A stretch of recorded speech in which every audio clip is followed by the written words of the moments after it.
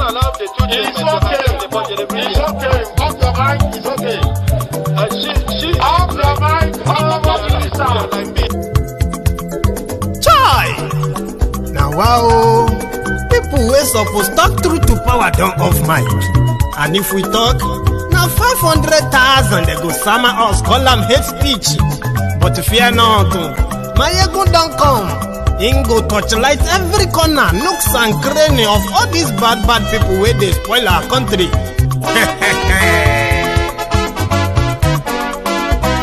So my people make we laugh, oh, yo. My ego don't come, oh, yo. My people make we shout, oh, yo. My ego don't come, oh, yo. My ego don't come, man of the masses, oh, yo. My ego don't come, oh, yo. My ego diary politico, my ego don't come, oh, yo. This one not the off in mind, my ego don't come, oh, yo. Can in the touchlight every corner, my ego don't come, oh, yo. Okay, some people be they holla say they want the power. Chai, them be promise us say we go get light and power. Nah. Them hustle sote they can't get the power. But now they know they do anything with the power. Sure. Every day, dollar just they get the higher power over naira. See them talk say make we off mind, but thank God say my ego don't come. So my people make you laugh, oh, yo. My ego don't come, oh, yo. My people make we shout, oh, yo. My ego don't come, oh, yo. My ego don't come, man of the masses, oh, yo. My ego don't come, oh, yo. My ego diary politico, oh, yo. My ego don't come, oh, yo. This one not the off in mind, oh, yo. My ego don't come, oh, yo. Person where they do evil, no one make person talk. Them say that my egun, that man too they talk. He too they talk. Say my egun diary, he they hot like pepper. But every day then they take money in bulk. Woman picking, they the street they hawk.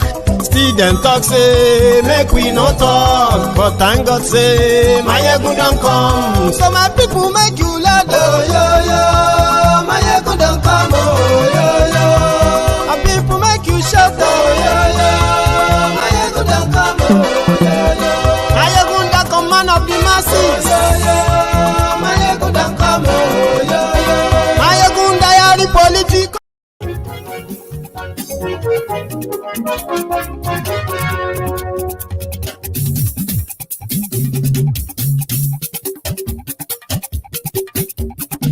My ego la wamo la moto do. Hello there.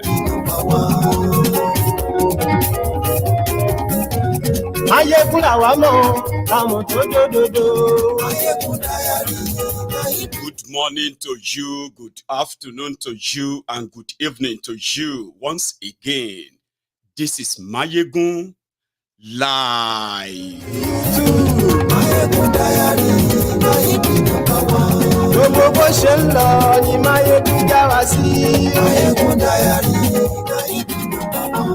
Àṣírí ọ̀jẹ̀lú kì í bò níbẹ̀ o. Bó bá ṣe eré, àní Máyégún máa wí. Ó sì tún ṣe eré, wàá gbọ́ níbẹ̀ o. Thank you so much for joining me today again. By the way, share this broadcast. Invite your friends. Invite your not so friendly friends. Tell them, Mayegun ti dé o. Ẹ farabalẹ̀ ṣẹ́ o, kẹ́gọ́rọ̀ lẹ́nu. Mayegun diary, na he be number one. Àní Mayegun làwa mọ̀ dódódódó. Mayegun diary, na he be number one. Yes.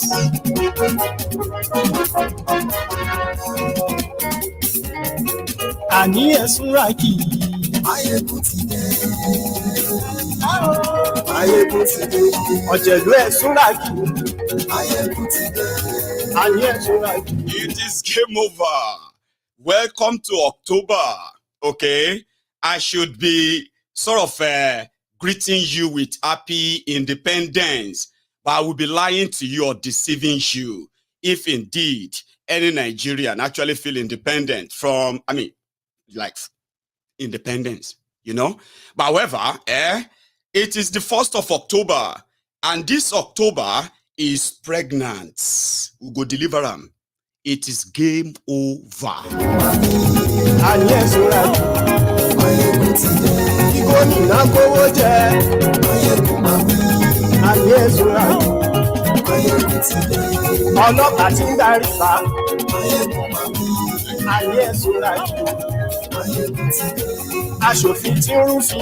That is me also sharing the broadcast. Share this broadcast. And as you are joining, read the caption of the broadcast. Read the description as well. When you have done all of that, like the broadcast. We call that your own offering. That is to show that you are here. Like the broadcast. Okay? Then sit back, relax, and enjoy the chat. yes,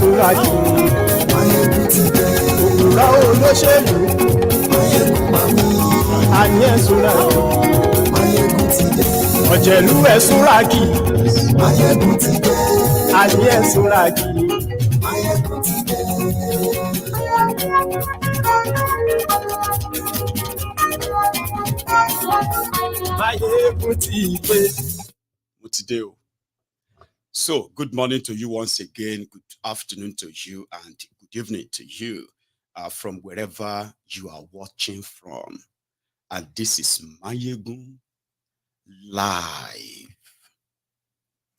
I have this bad news to tell you first, because that just happened this afternoon.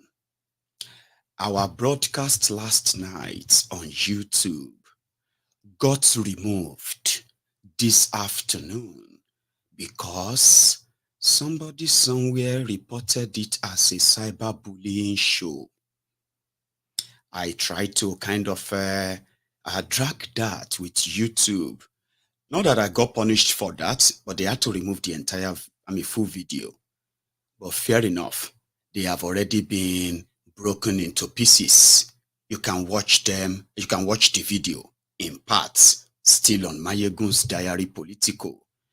So when this happened, I have been advised to begin to develop, or what do you call it here? To begin to build an alternative YouTube platform on the side, just in case if the fire, if the heat is too much that they have to descend on us, they must not shut us down. Remember that. And that's the bad one. It is nothing to worry about, nothing that is not really under control. But it also tells us that whenever we tell ourselves that as much as they pretended not to be hearing or seeing all of this, they are actually invested in us, watching how and how much impact this must be kind of making on a lot of people. And if it is going to become something too big to handle, let us begin to cut it down now. But they can't. Yeah? It is going to get even hotter and hotter and hotter, boiling. Because this is October. There is so much that is going to come to light this month. The top of them all is the Atiku versus Tinubu in Chicago courts. Do you understand?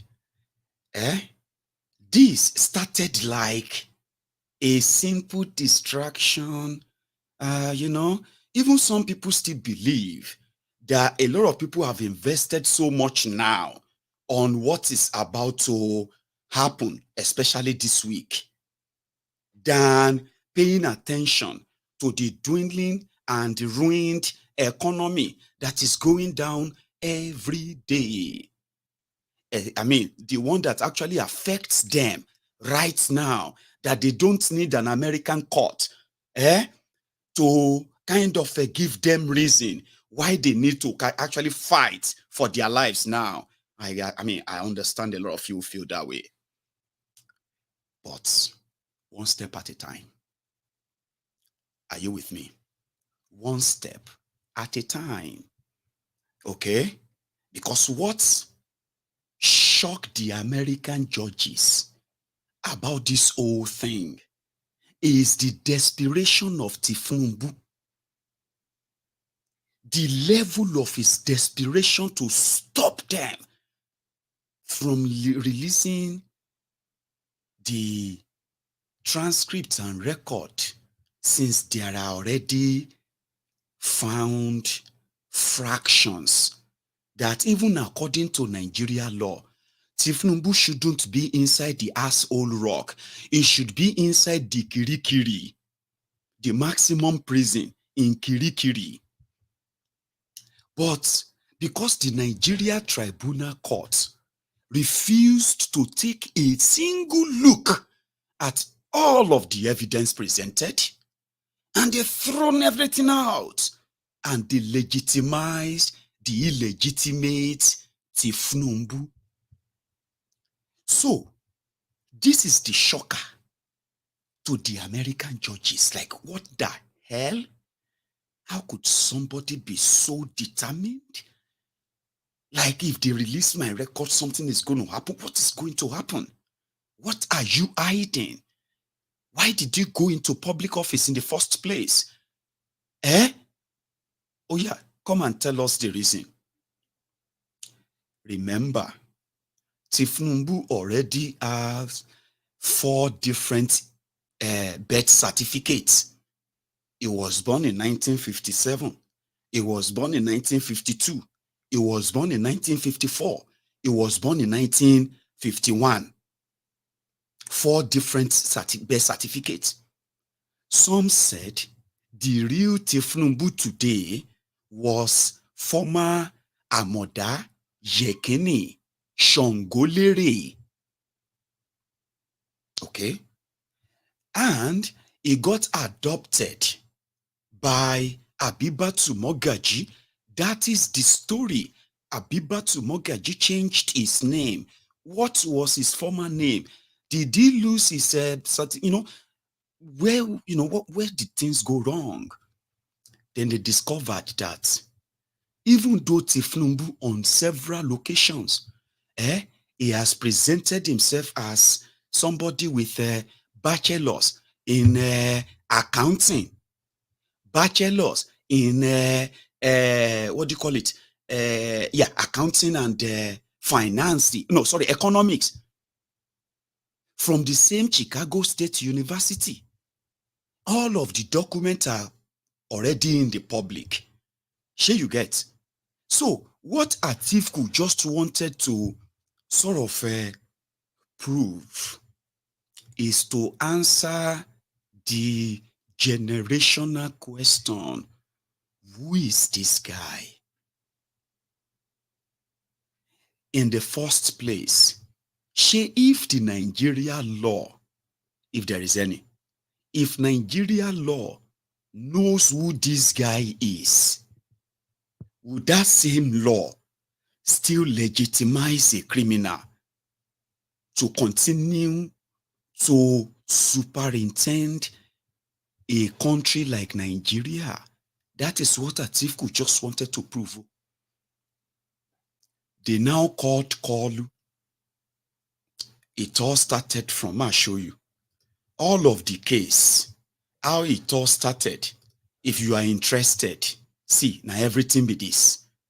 When it started from the Chacago State University versus, Atiku versus Chacago State University versus Tinubu. Then it moved on to a judgment from Justice George Jeffrey. Everything is here. All of Tinubu's argument, Atiku's argument, cross-examination, Chacago State University, their responses and all of that. Now, all of the case they here. So I'm going to put the link in the comment section, okay, for those who might be interested. Okay. Now, things got to the head that the Chicago magistrate courts Justice Jeffrey Gilbert gave a ruling that Chicago State University should release all of the documents in their possession to Atiku. Chicago State University said they did not issue the certificate that Tinubu presented to INEC in Nigeria. That is perjury. They said, but they can neither deny nor confirm if the certificate is fake. But in the whole cross-examination, it was discovered to be a deep fake. A fake that is so embarrassing that whoever also attended Chicago State University would only laugh and cry at the same time. It is so embarrassing. And it won't let them release the remaining records.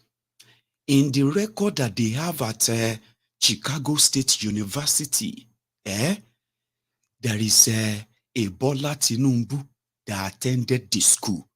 That has been established. But there is a problem.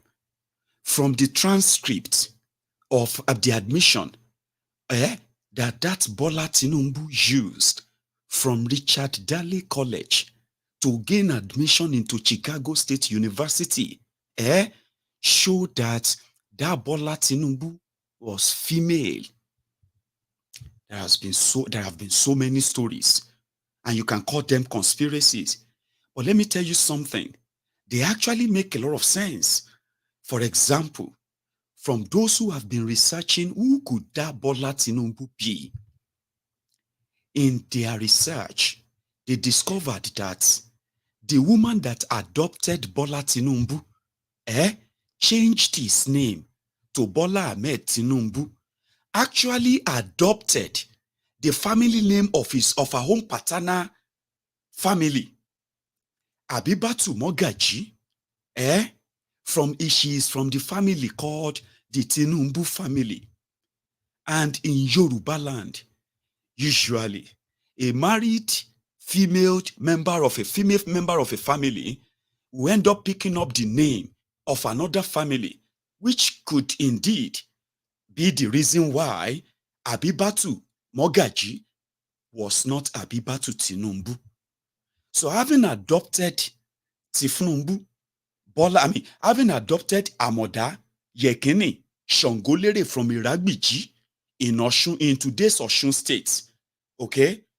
Now, having adopted him, she changed his name, then gave him the paternal family name, Tinubu. But the story didn't end there. The diggers dug further, and they discovered that the brother to Abibatu Mogaji, his name is something Kafaru Tinubu. Now, you see, this Kafaru Tinubu was a retired police officer at the time and a senior brother to this current Tinubu's adopted mother. So having become Tinubu there, so a disciplinarian, it was also recorded that in that process, Tinubu came under the tutelage of that Kafaru Tinubu. Cut the long story short, the same Abibatu Mogaji was also who became a very prominent political figure, a female political figure of her time, very prominent. She was also rich, and she was indeed, and in that time, considered as one of those Iyasale of drug pushers. And some even said Tinubu might have been adopted for that same purpose at that time, but there was no provable record of that. Other part is this. You see, that Kafaru Tinubu, the retired police officer, had a child, a daughter, who was named Bola Tinubu. And this Bola Tinubu gained an admission to study in the United States of America. And this was at the early 70s, 71, 72. But somehow, it was also reported that Kafaru's daughter, Bola Tinubu, died. And this Bola Tinubu male just sort of picked up her identity. Some said, indeed, like I said, there is no much provable record of this. I am saying where people were researching to try to understand who be this guy. That is why all these sort of stories developed. But it is also verified that this Kafaru Tinubu indeed had a daughter, Bola Tinubu. So they said she didn't go to that America. In fact, she died after gaining that same admission or going on that trip. And since this male Bola Tinubu, and since Bola could be, is sort of a unisex name. A boy can be called Bola, a girl can be called Bola in Yoruba land. Ori Olori was also very kind of popular in that part of Lagos, Isale Eko at the time. However, all of these stories, they are still pretty much stories that we couldn't pencil down and bring people to come out and verbally confirm. And that is why nothing is known about this Bola Tinubu until that very morning when this young man with afro hair appeared at the O'Hare airport in Chicago. That was the moment the record of this Tinubu started getting traces. You know, primary school, secondary school, childhood mates, age matey, people they grew together, and the rest of them, nobody, family member, and nobody came out to say, we know this guy. But a lot of things happened also that has managed to keep him under the radar inside Nigeria for decades. And that is why today, a lot of people will be like, why now? Because this same Bola Tinubu, when he later got involved in drug dealing in America, and listen to this, so he graduated, according to the record of the Chacago University, the one he is also parading, he graduated from Chicago State University since 1979, and he remained in America. He said he worked for Deloitte company. They said they didn't know him. Nobody knows him. There's no record of any Bola Tinubu there. He said he worked for Mobile America, and he worked as an accountant. There is no record of him. Nobody. No record. Except for those who have managed to continue to repeat that story and continue to repeat it and repeat it. But every time they want to hold him to it, come here. You told us this. There will be so many other stories to back that up. So many stories. And if you don't want to believe any of the stories, you will be attacked instead. This has been his ways, modus of operandi. Do you understand? And in the process, he has also managed, every time he is caught, that they take him to court to challenge him, he will use the same corrupt system in Nigeria, okay, to escape the hammer. Until when he became the president of Nigeria. So the judge, Jeffrey Gilbert, was like, which kind, you understand, which kind person be this? So he now ruled that they should. So Koolu quickly, decided to go on and file for stoppage. So he left this judge. This is the first judge on the left, Judge Jeffrey Gilbert. You can see his face. You can see his structure. You can see his head. You can see his grin. You can see his teeth. You can see his dress. It looks like a responsible somebody, a responsible family man. You know what I mean? Somebody who is also a real American judge, a patriot that would never, for no reason, use technicality of law to shield criminals. Look at his face. You see? He's not wearing any wig. He's currently not wearing any wig. You see? So when he gave that judgment, Tinubu now ran to this second judge. You see this second judge, Hey, her name is Maldonado. Odabi Ronaldo. She is the Iyalaje legal general of what do you call it? Of the legal profession. Justice system. Look at her face. Look at her hair. Look at her smile. She looks real, like human being. Nancy, when you see Nancy Ronaldo,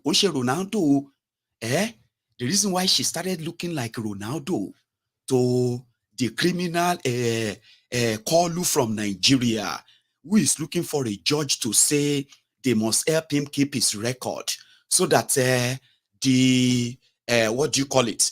The Nigerian humbled slaves, sophisticated morons, bat idiots, and the rest of all those cyberbarians too, by the way. You know, look at this face. This one, no be justice, this one na juju. These are the criminals in male and female who will defend rogues. Look at their faces.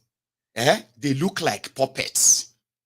These are the people that were presented evidence of a former drug lord, somebody who ran away from America to Nigeria and started there, and he joined those other hungry, deceitful people who pretended to be fighting for democracy.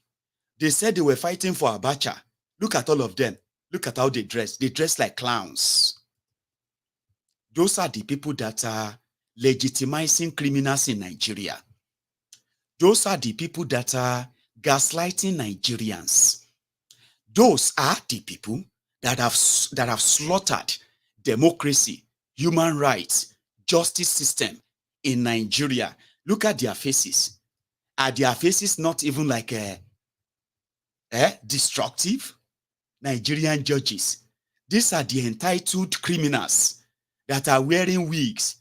See them, they are supposed to be people that if they remove the wig, you can see their faces very well.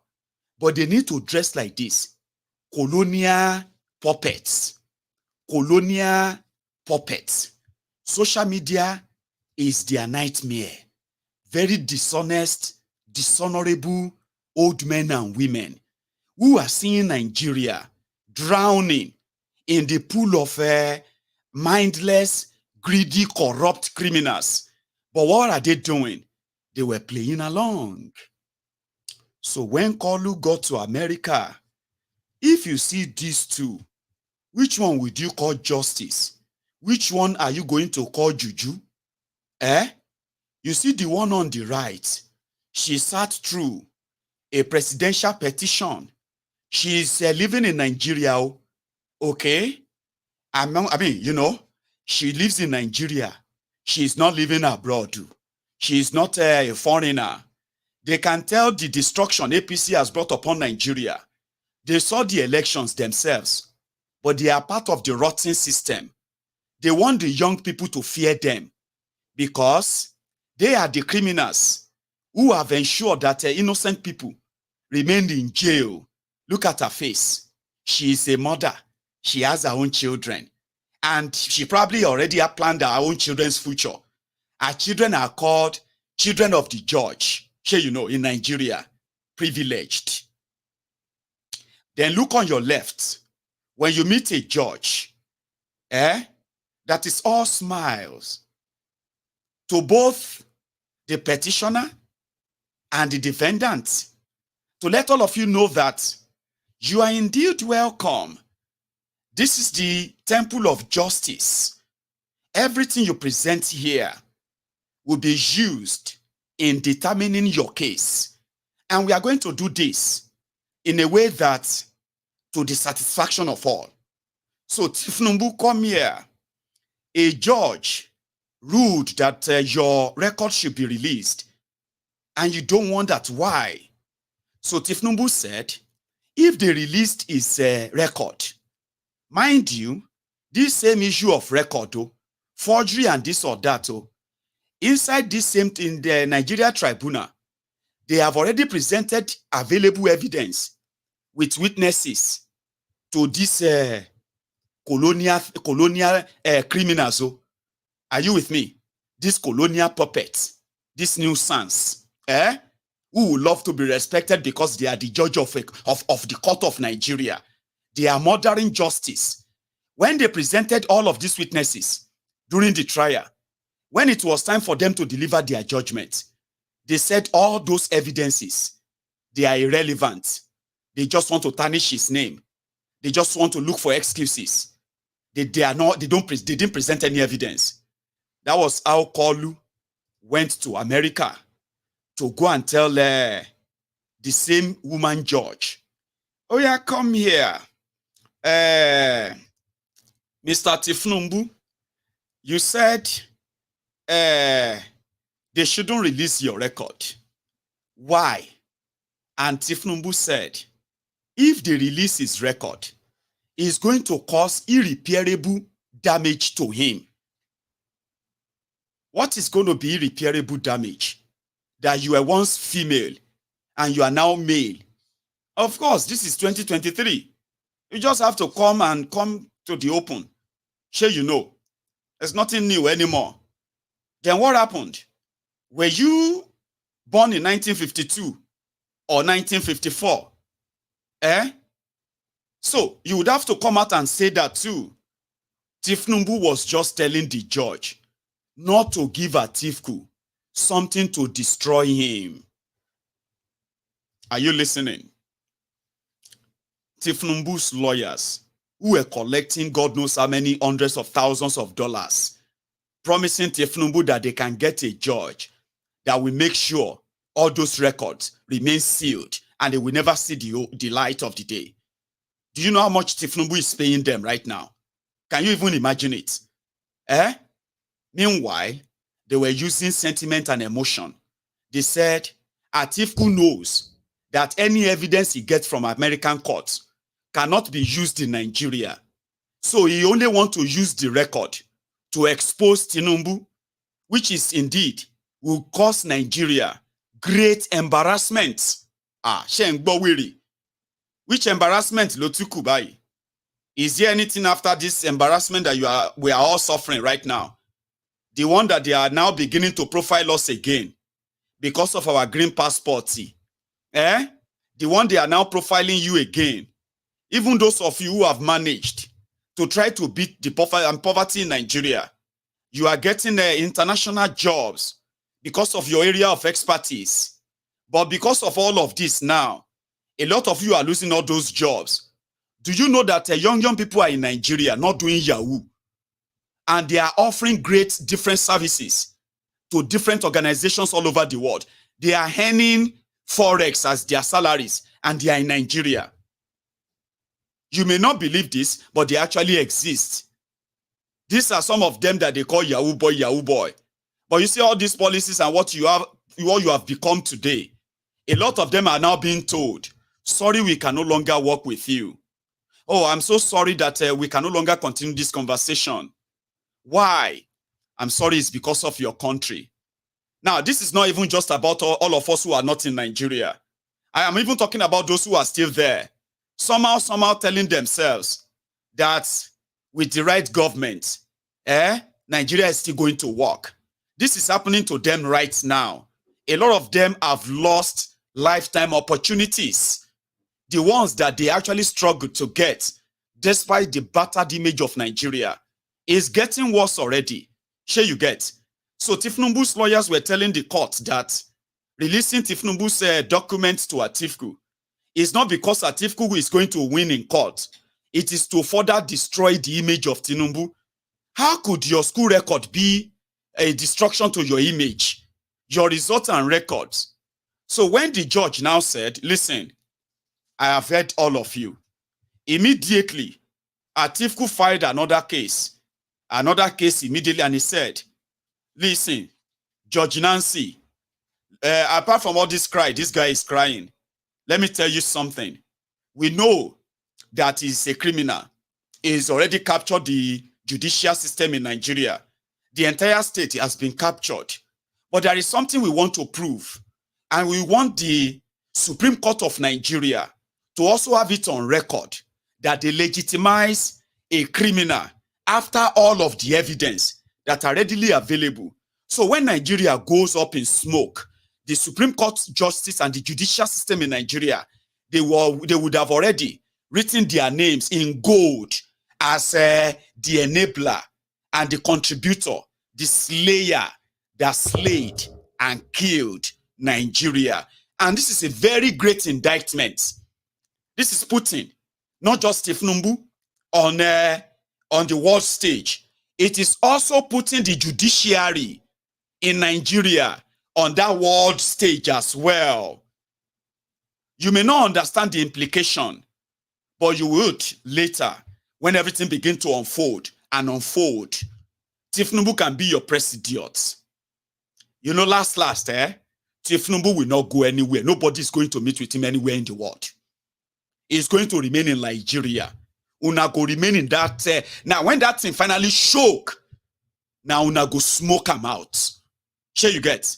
Because it will become so much embarrassing and so much disastrous when all of this information will begin to come out.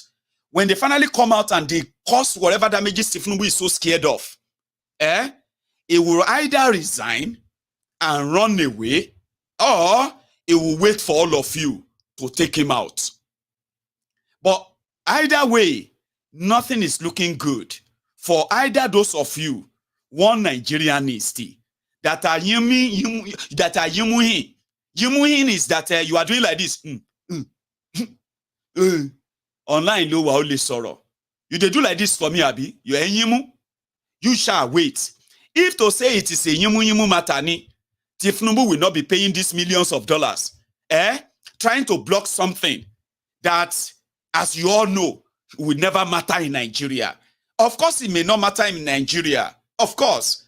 The Supreme Court of Nigeria may legitimize him. Of course. Then how would the rest of the world deal with you? How would you deal with that? To hell with the rest of the world. Your leaders are beggars. Everywhere they go, they beg for money.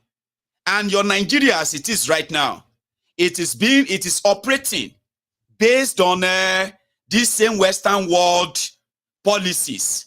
The policies they influenced. Your monetary policy is IMF policy, World Bank policy, Chinese government policy, and everybody that is giving your government, criminal politicians money, every money they are taking from all over the world, they will come back to Nigeria.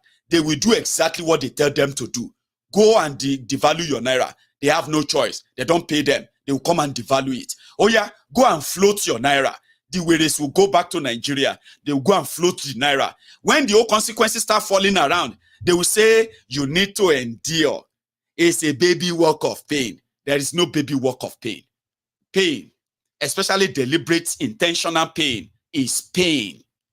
Are you with me? So, the damages will be monumental, calamitous, devastating, and everybody will feel it, including me. All of us go collect. But whether we like it or not, it is also going to help in explaining to a lot of us that except we stop this, it will never stop. And how do we stop this? It is when we all agree that they must first go. This rotten system must first collapse, and collapse to the level that it will never be able to produce criminals like Koolu again. And then, we can begin to talk about going our separate ways. But I'll get to that part. Let's still stay inside that courtroom. Something that Arise Television, Arise News, did a bit of a cover on before I will go back and take you through the ruling. Kini Justice Abina Judge Nancy Ronaldo Abi Nancy Maldonado. That is her real name. But this time around, he played Koolu so well that they thought they stood a chance in stopping any sort of exposition on him. You dey follow me?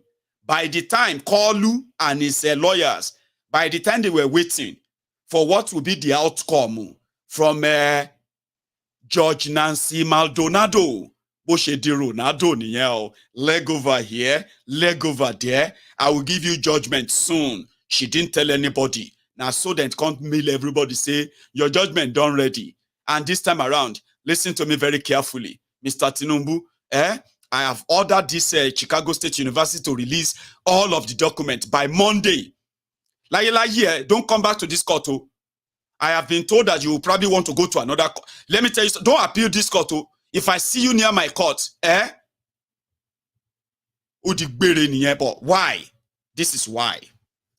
In what appears to be the last grip of a prima facie petition aimed at upstaging President Bola Tinubu's hold on power, Atiku Abubakar's counsel had demanded to unravel President Tinubu's academic records at the U.S. institution to boost his petition at Nigeria's Supreme Court. The Chacago State University had come under torrents of criticisms for locking its X or Twitter account, which contains details of Tinubu's academic records and the class of 79 which Tinubu claims to belong.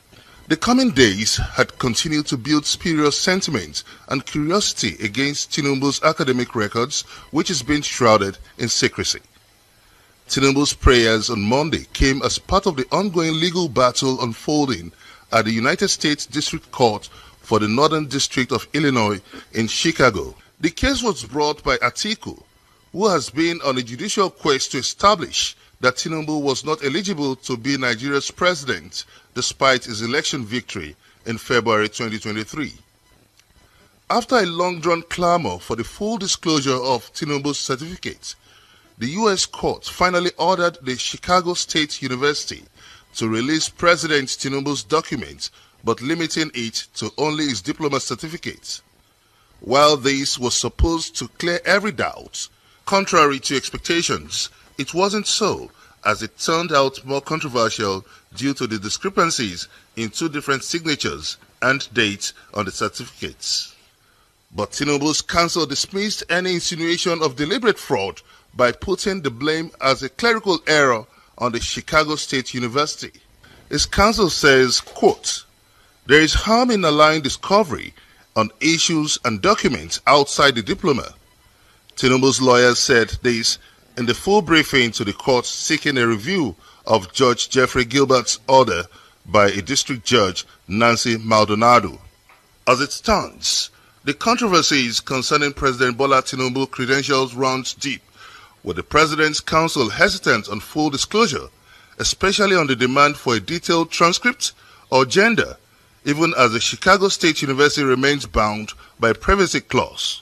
The identity of who was admitted into Chacago State University in the 1970s has been a hot issue after college transcripts emerged that indicated the school admitted a female Bola Tinubu from Southwest College, Chicago in 1977. Political analysts say as the issue lingers, the certificate saga still holds more puzzle for Atiku's legal team to unravel, while President Tinubu's team will need to convince the international community of the acclaimed validity of his credentials. Benga Achebe. Thank you very much, Mr. Benga of Arise News. There is more from where that comes from. So when the whole argument was concluded, Judge Maldonado gave a ruling. And in our word, it's like, sorry, I'm just going to be glancing through them like that. Sure, you get picking words. So the next 10-15 minutes is just for you to see from the start of the order as well as what do you call it, the conclusion. So this is the part, where she's describing what Tinubu came to appeal. Sure you get, and what this is all about, and the argument of Atiku and why he needed that. So the background, okay. So like I said, I don't want to read everything, but when I get to any interesting part, I will read that, okay. So this is Judge Nancy Maldonado's judgment, too, the one on your screen right now, okay. In order not to bore you, so I'm just going to go through that quickly. Now, this is the factual of that according to her. So I want to get, it's 33 pages, sort of, long. I want to get to the part where, okay, she's still talking about their back and forth arguments, release them, we can't release them, privacy concern, this and that. However, she dropped this. The standard of review of the magistrate judge's decision. The court begins its analysis with the threshold question of the appropriate standard of review the court should apply to Judge Gilbert's decision. Okay. Then she quoted some section of their law, established the type of motion, this, that. This distinction is important because when a magistrate judge rules on a non-dispositive, depositive pretrial matter, such as a pretrial discovery dispute, a district judge may only reject that ruling if it is clearly erroneous or is contrary to law. An extremely differential standard to that of this Tinubu's case, which means Atiku's case is not erroneous, it is not fishing, it is not useless. She, in fact, said in her own in this ruling, she said she requested for the judgment of the presidential tribunal in Nigeria, and she discovered that, and she also followed some precedents of the Supreme Court of Nigeria when it comes to, ruling over the Court of Appeals judgment when evidence are presented at the Supreme Court. So she says she's convinced that Atiku has a very solid reason to demand for the record of Tinubu, because the Supreme Court of Nigeria, which she believes, if they take a look at all of this Atiku's evidence as he's arguing and how relevant this document will be for his case, she believes that the Supreme Court of Nigeria will make a different decision than the appeal court. Do you understand that now? That they will make a different decision than the appeal court. If they won't, Tinubu will not be running from court to court. Do you understand? That whatever Atiku is looking for is likely going to be very useful. That is what the judge said. Like, if it is not going to be that important at the Supreme Court, Tinubu will not be in a court again and again arguing what this will do to him. And if it is going to do anything to him that he can't fight or prove in Nigeria, then that should not be the responsibility of the American judge to save him, to prevent him from facing such consequences. Because they can easily just say, oh, keep all his record, don't release his record. So that means you have saved him from any irreparable damages that he's so scared of. Like I said, I'm going to copy the judgment, I'm going to copy the entire case. I'm going to send them to you. I'm going to the conclusion, okay? That's why I'm kind of scrolling in and scrolling it up, okay? I don't want to be reading. It's going to be so bored. So boring. It's so easy to read, but nevertheless, So, conclusion. There are many conclusions here. Let me see that part, the first part of our conclusion, which is the part 3. Okay, that's the part 3. The part 3, which is the last part in our ruling. For the foregoing reasons, the court overrules President Tinubu's objection to Magistrate Judge Gilbert's recommended ruling. and therefore adopts the ruling in full. Mr. Abubakar's application is therefore granted. In light of the pending Supreme Court of Nigeria deadline, comply with the discovery request and produce a witness. The court sets an expedited schedule for completion of discovery. Respondent, Chacago State University, is directed to produce all relevant and non-privileged documents in response to requests for production numbers 1 through 4 as narrowed by Judge Gilbert and adopted here in Mr. Abubakar's subpoena by 12 p.m. noon CDT, Central District Time, on Monday, October 2, tomorrow, less than 10 hours, or less than 12 hours, we'll begin to see the record. Loni repete, loni rabada, loni jabanyi, loni goboyi. What do you go do with all of the record, eh? You leave us alone. Make them release them first. Some said it is going to be the day Tinubu will come out as a transgender and all of that. I said, don't do that. Okay, please don't. It is more serious than that. This Tinubu is not transgender. It is not trans. It is nothing. Tinubu is a pure identity thief. Tinubu stole somebody's identity. And that is a crime. It's not about being a male or female. No, don't worry. Please don't let us use that. Okay? Is none of that. And this is not a joke. This is a career criminal. Who is actually so poor in that trade, if not because of Nigeria. Tinubu would have ended up in jail long time ago. He would never, by any means, be near anything called being a governor or being a senator, being anything at all. He would have been in jail. So this is not a joke. Okay?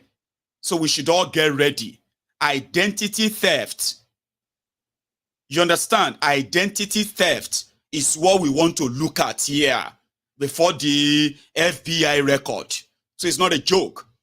So filing deadline, excuse me, because on the 5th of October, that is when the deadline for submitting all of your evidence to the Supreme Court. That is what Atiku told the court, that we've got until 5th of October before anything you give us here will be useful. Sure you get now? So tell them to give it to us. So he said, President Tinubu did not specifically object to Judge Gilbert's ruling with respect to the scope of the discovery request, other than to generally state they are too broad. But even if he had, the court independently finds the requests are appropriately tailored to seek relevant information. Mr. Abubakar did not object to the portion of Judge Gilbert's ruling limiting the scope of his request for production 4 mentioned above. And at any rate, the court agrees that asking Chacago State University to conduct electronic discovery is neither justified nor feasible at this time. The court therefore adopts Judge Gilbert's ruling on the scope of the discovery request. Chacago State University must respond to the request for production numbers 1 through 4. Through Chacago State University, though Chacago State University need not respond to the portion of request number 4-6, all communications to or from Chacago State University concerning certification of such document by Jamal, COOR and other, right? So what they are saying there is that, listen, Chacago State University have already said they cannot prove if Tinubu's certificate is fake or original.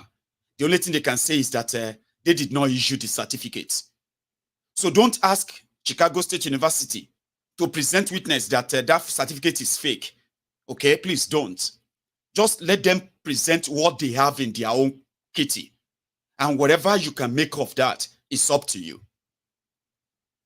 So right now, I can then possibly understand why when Tinubu returned back to Nigeria, he suddenly feels like he's already sick again. I'm sorry that I'm going to use this as a, as a break for you to see the Tinubu after probably reading the ruling, or God knows what is wrong with him. He was in France. They smuggled him back to Nigeria. Somebody was supposed to fly over Niger Republic to Abuja. The flight of just about 6-7 hours suddenly turned to almost 20 hours because they didn't want anybody to shoot him down. Now, waiting I talk on my program last night, where YouTube decided to remove the video. They say cyberbullying. Which one is cyberbullying? Because I was talking about the routine and where Tinubu went. And they came back and they said, it's so descriptive. It's a cyberbullying and all of that. And I was like, okay. But if I observe something, is that something bad to share? So I'm beginning to feel like, yesterday we were talking about him not feeling sick, not shaking hand, clearer voice. But they brought this guy back. They put up the camera. And they put up the teleprompter. And they told him to start reading. And even reading that was purely a serious stress. You could tell. So I don't know what is going on, but I'm going to show you. I've already shown some of our people this morning when we're doing our Sunday sermon. But I'm going to show you again this observation because inside it, he also says some certain things. Because today happened to be the 63rd anniversary of Nigeria independence. That is never independent.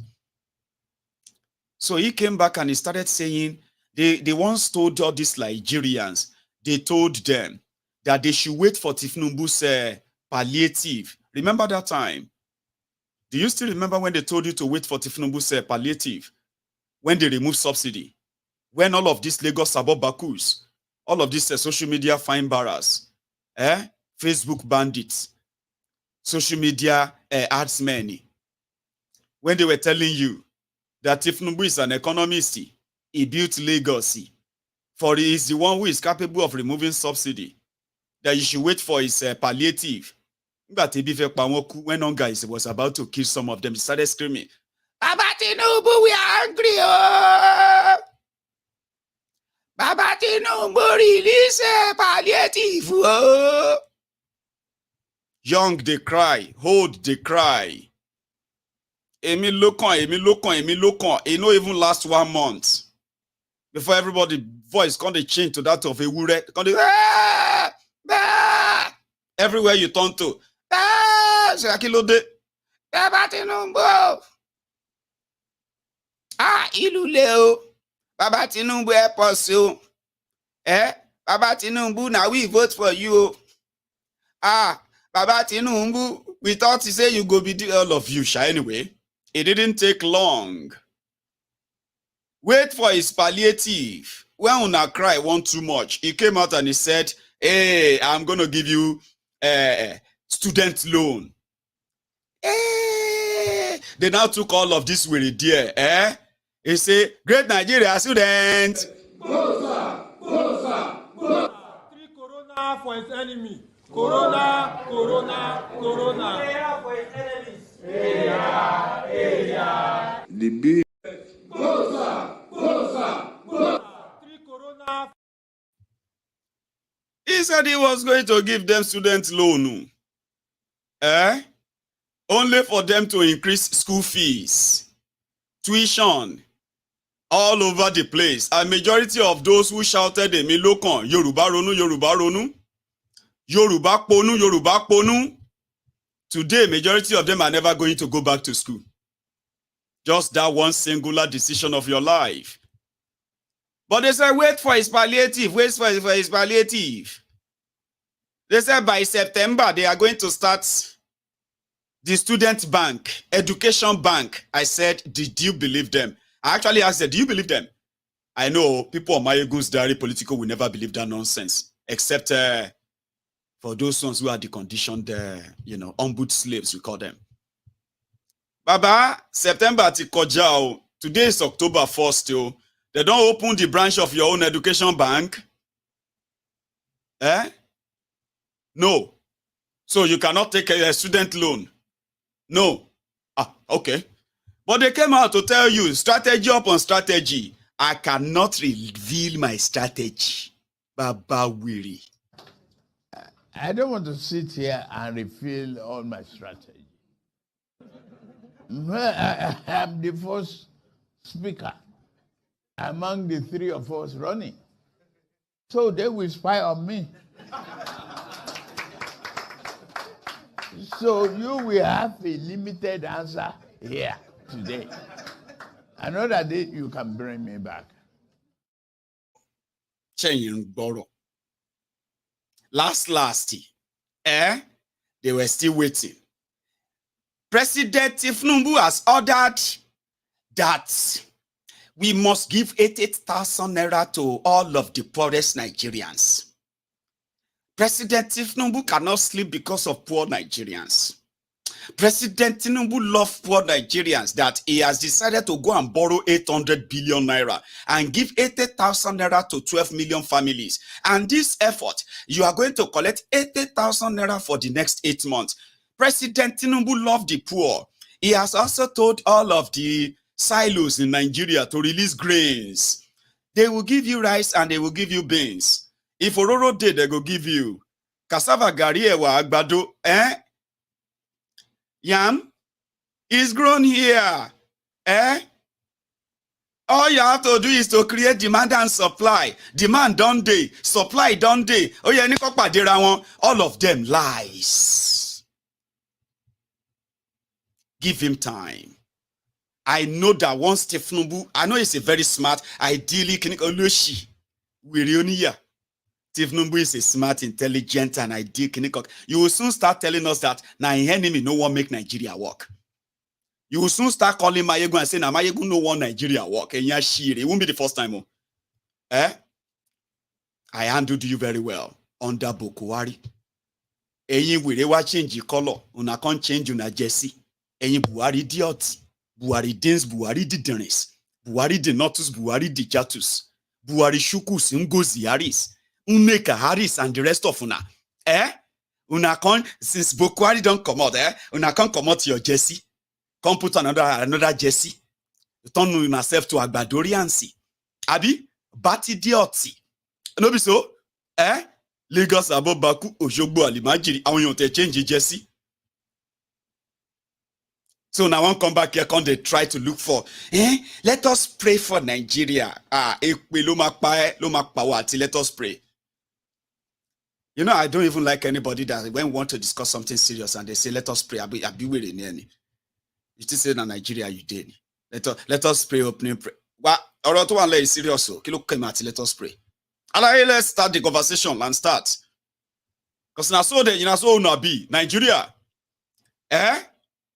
They will call meeting and they will say, Reverend, please give us opening prayer, sir. Please bless this meeting. Then Reverend will be like, our Father, our Lord, we call your presence to this gathering. We want you to be with us. We want you to guide our thought. Everything we are going to discuss here today, Father Lord, let it come to pass to the best of our people. In the name of our Father, Lord, we pray. They say, amen. Then they will start the meeting by lying to themselves. They will lie to themselves from the beginning to the end of that meeting. They will deceive themselves, plan how to rig, how to rob, how to steal, and how to cover it up. They will now say, Alhaji Ajiwoke Sheikh Abubakar, please give us the closing prayer. Sheikh Abubakar, Achebe. If na the one we be saying na the dramatic sheikh, he go don't put his own bed sheet for head, so as to make it look like say Allah don't dey inside that meeting. He say Bismillahirrahmanirrahim. Even all of them we no understand wetin they talk, they go do like this. Amen. Allah. Allah, Allahu Akbar, la ilaha illallah, Muhammadur Rasulullah. Amen. Amen. Fatiha. Bismillahirrahmanirrahim. Alhamdulillahi Rabbil. And then they walk out of that place. So to bari what? Let us pray for Nigeria. You know, see now Yedepo they slap anybody. You know if he slap back. Yedepo go be like, let us pray for Nigeria. Be perfect by any. o ráwọn prayer warrior yín lórí òkè orí òkè kò ṣeun tì kẹ́ lọ gádà síbẹ̀ kẹ́ máa gbàdúrà kẹ́ máa ké pe Ọlọ́run lóhùn rárá tẹ́bí bá pa yín bọ́lẹ̀ látòrí òkè yẹn ẹ lọ ṣiṣẹ́ or ẹ lọ face àwọn criminals yìí, trust me, eventually, right? So Tinubu now returned to Nigeria after no student loan banki kò sí 8,000 naira palliative babu is coming yìí náà ni wọ́n ń gbé bọ̀ is coming, let us be patient, is coming. Now on top that is coming, Koolu came back and guess what? Some wearies, like I told you, they wrote the lies, they wrote all the jargons, okay? They say the Independence Day speech. Tinubu is talking about unity, he's talking about fairness, and you look at APC, Egbekegbe, and you are like, really?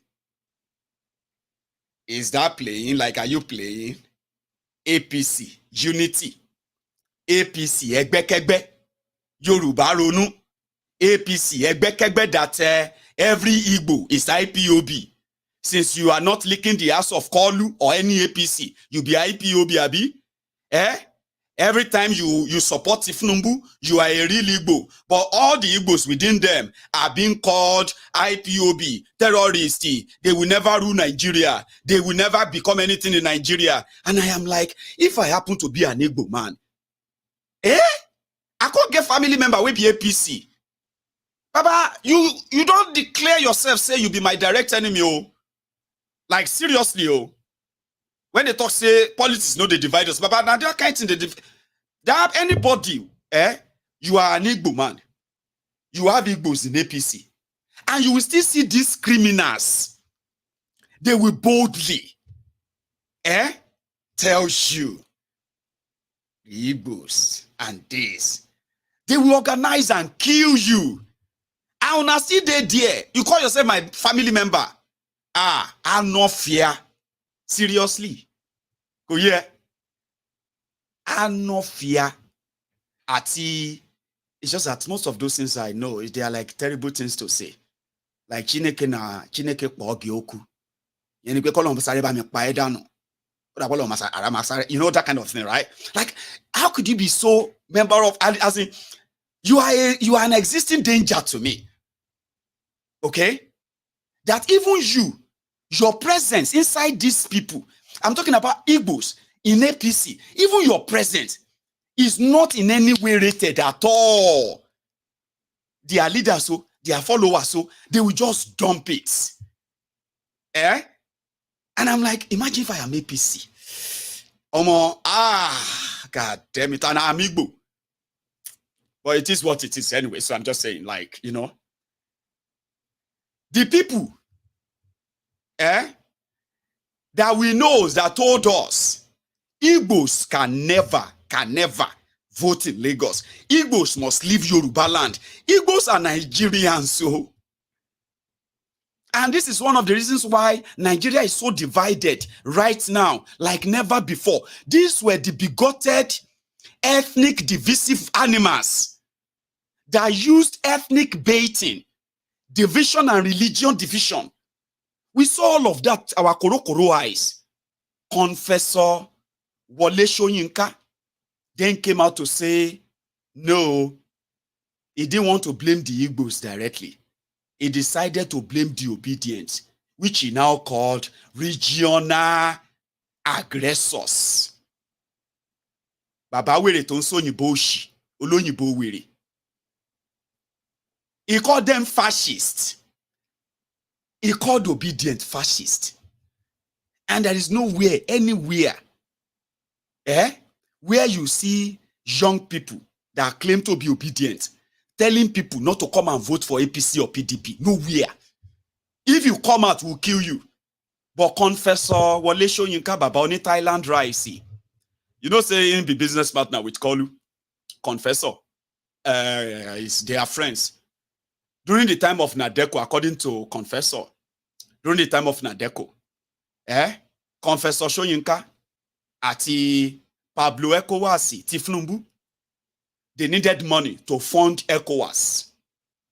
So, Tinubu now said, Confessor, there is this link, na Thailand rice.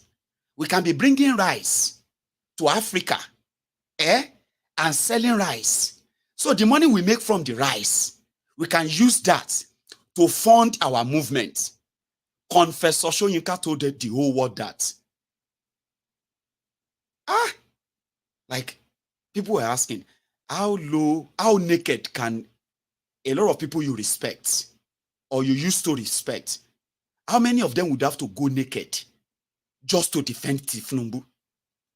So later we now realize that there was no record of Confessor Soyinka importing rice from Thailand. Okay? The only record that we kind of know is that Thailand route became deadly for drug smuggling. That Nigerians are languishing in Thailand prison or they are being killed for drug smuggling. We can trace that back to the rice import and export that Koolu and Confessor did at the time. Anyway, let us come back to when Koolu returned to Nigeria. The shege is spreading. They are waiting. It is a waiting game. One gbebo is coming. Tinubu's palliative is coming. Tinubu's policy is coming. Then, Tinubu has ordered the Central Bank of Nigeria to re-strategize the Naira. They always find fancy words to use, okay? They always find fancy words. To refloat the Naira, they shall use one useless English like that. The purpose of that English was to tell the mumus in Nigeria who listen to them that President Tinubu Koolu, the Pangolo, we no get anything for her deal. He has now directed the people, the economists in Central Bank, to ensure that they stabilize Naira. Okay, yeah. What is that policy to stabilize Naira? They shall spoke different Onyibo. You know, I told you, I said, don't listen to those Onyibo na lie. They just want to confuse you. Because everything they are saying, all na lie. May I tell you what they do. And if you are doing things like this, if you say you are doing this, and this is what you are doing, so the whole world may be expecting result from this, which is not what you are doing. This is what you are doing is going to be the end result. Now, what are you going to tell the world? When what you told them is not the result that you are getting, because you lied to them. You told them you are doing this, or at least you are doing something else. What you are doing will further contribute to the crash and destruction of your Naira. You know that, but you just want to deceive them temporarily so that it can sound like Tinubu gets sense and he gets sensible people around him other than thieves. Only thieves. But you will find out later. So yeah, there are those who used to disagree with me like that. Mayego, how could you say that? I know the man who is the minister. And you tell that when you're to vouch. I have seen people who vouch for it's a pandemic here. So now you go come here now, come they beat your chest and say, Mayego, I know this person is going to do well. Want to shake with me? Oh, I agree. Oh, come on you. Oh, mama, later. In my own lifetime, under these criminals, it's Aleko Barack Obama. I am talking about that one, that same one, no. Inspector Fashola, Ajangbadi Albert Einstein. Or you can even call him Fashola Holmes. There are so many names for him, but I kind of love to call him Aleko Barack Obama. Or Ajangbadi Albert Einstein. They called him Super Minister. Handling super ministries, Ministry of Work, Ministry of Power, Ministry of Housing. It didn't take long before Fashola, for the first time in 30 years, Nigeria National Grid, became epileptic. Any small thing, National Grid don't collapse. 0 megawatts. If anybody does say, hey, National Grid, hey, don't do that again. Oh, it's 3 hours. They are trying to bring it back. You know, like you just do something like, hey, don't try that with the national grid. That was how Fashola became the minister for darkness, potholes, and homelessness. The record is there. One beat the chest and what you tell me. What about the shape with friend? You know, I know what I am saying. I know the work. Be careful, man. Don't vex me yet too. Because those things are kind of pretty much like when idiots discovers that you know, if you light a match and you put it under your skin, it's going to burn yours. Oh my God! Look at what I just made a discovery. What is that? Do you know that if you sort of you know, light a match, right? Or your lighter. Do you know if you put it under your skin, it's going to burn you? That's exactly how some of you always sound when you come around to say, hey, Mayegun, I know what I am saying. I know this person. She's my oga when we were in the banking sector. This one is my boss. When I was I'm serious, so like, you know what I mean? I'm very serious, so Joe. Because it didn't take long. It can't be like saying Naira collect visa. Or Japa. They say, we are putting this policy, we're going to put 10 billion, that 10 billion in economy. Economy is going to get, the dollar and Naira is going to come and call. Some of them were wearing suits, shaking head like say they knew what they were saying. I say, they are not telling you the truth. Oh. And if they will not tell you the truth, all these things, that lie they are telling you, the truth is going to catch up. Oh. They're going to have to lie another lie. Oh. Kato 4. You can't be like, say, you know, Naira collect a visa. AVB supersonic within a space of 2 weeks. Naira jackpot cross 1,000 right now. They're going to try find them how to drag them back under 1,000. And as I see them, mostly anybody will jackpot from Nigeria. As it is right now. It can't be like saying that they do us, but you know, you go they meet later. You know all those ones that we say, let us do secondary school reunion. And you are like, me and you can't do, what would they do old student union, Abi? Reunion. So that more can come. So now one can check who don't make them and who never make them. Una go come dey check who don't make her, who never, since we don't leave secondary school 30 years ago. I don't get 5 children. Some other people don't get, they don't become grandparents. Una come dey say, may we do secondary school reunion. So you now want to check who don't make her, who no make her. In this matter, we'll go meet for heaven. Till we part no more. The way I'm seeing the Naira, even if they try to drag it down, it will drag himself up. Crossing 1,000. Do you think it's a joke? Do you know how many times Naira has been ambitious? With the actions of these criminals, do you know what Naira has suffered? Do you know how ambitious Naira has been itself? That somebody be crossed 1,000. On my limit, on the minimum. Ti dead. Say Naira ti law. Because you see these kleptomaniacs, they have not even started yet. They haven't. So they make pronouncement without anything to really back it up. The economic, data of Nigeria is in negative.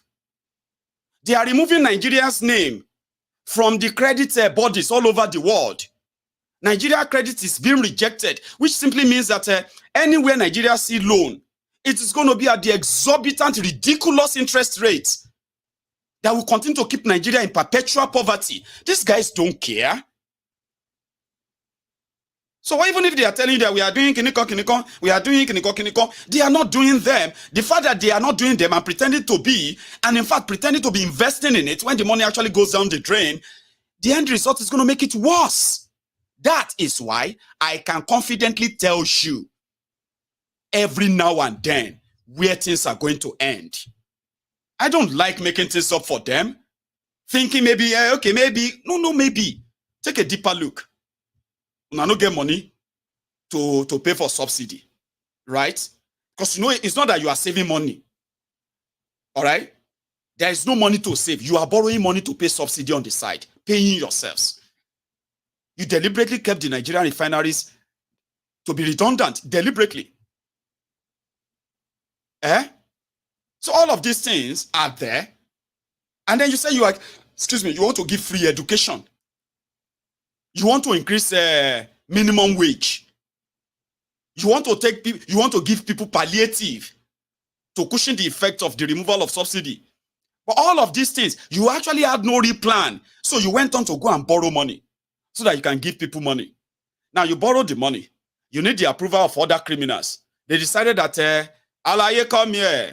You need our advice. How much is inside that bag? 800 billion. We need to share this money to poor people right now, or else things will go bad. And I need your approval. How much is inside the bag, Labiri? I know I'm not asking you too much story.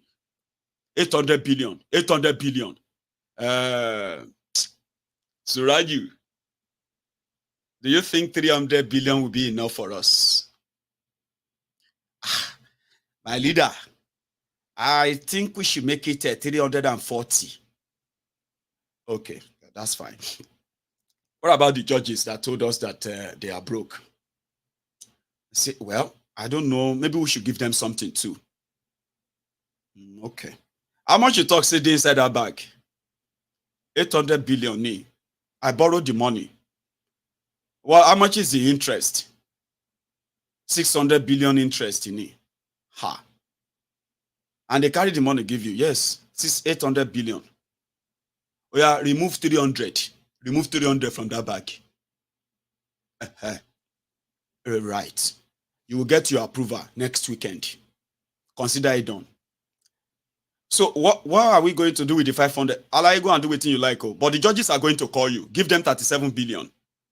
Say it's from us. Okay, sir. Would I get the approval? Yes, you get the approval. The rest of the money is gone. We don't know who got them. Because 80,000 naira is not shared. But the debt is also has been added to the debt of Nigeria right now. In 4 months, Tinubu and his crooked gang, they have already borrowed over 6 trillion naira. If you convert all of the money to naira, over 6 trillion naira. And poverty in Nigeria, off the chart. So they dragged Tinubu back to Nigeria and he started promising them. They were waiting for him to say he's going to increase the minimum wage. Minimum wage to how much? How much do you reckon that Tinubu is going to increase the minimum wage to? They started talking about a living wage. Omoyele Showore.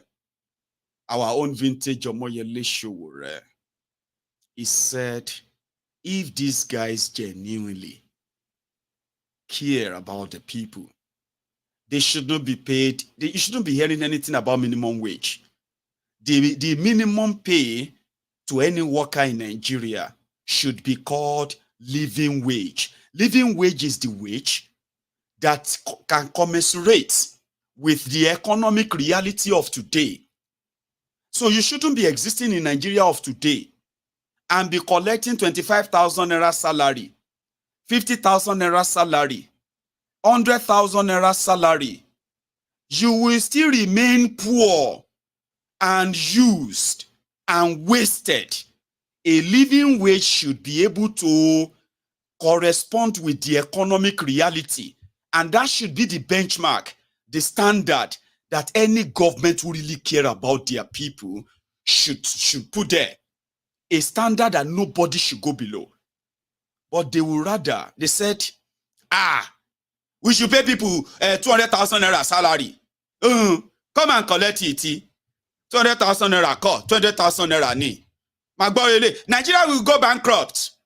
Do you think if Nigeria is paying to guess who are those who are saying Nigeria will go bankrupt?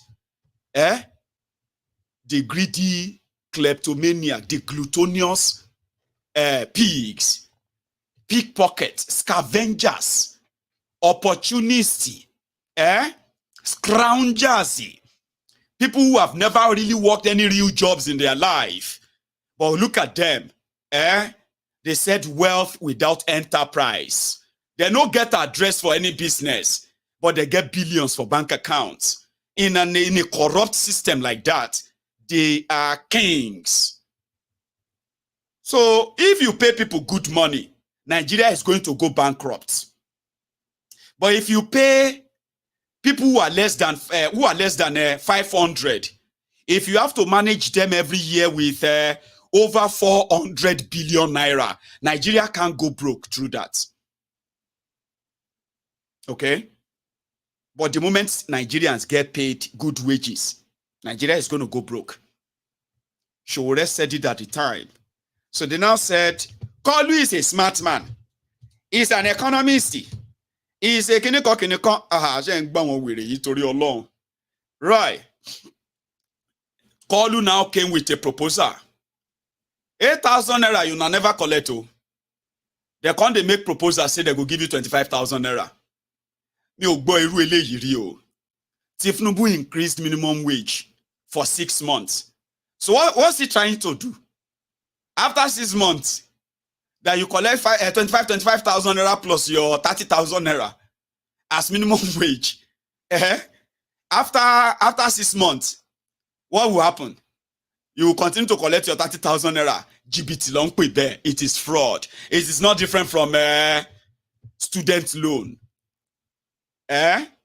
So when they took him back to Nigeria, he had this. Sorry, like I said, I want you to look at him. He looks sick.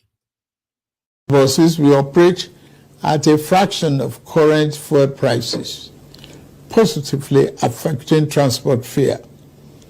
The new CNG conversion kits will start coming in very soon, as all hands are on deck to fast-track the usual lengthy procurement process. We are also setting up training facilities and workshops across the nation to train and provide new opportunities for the transport operators and entrepreneurs.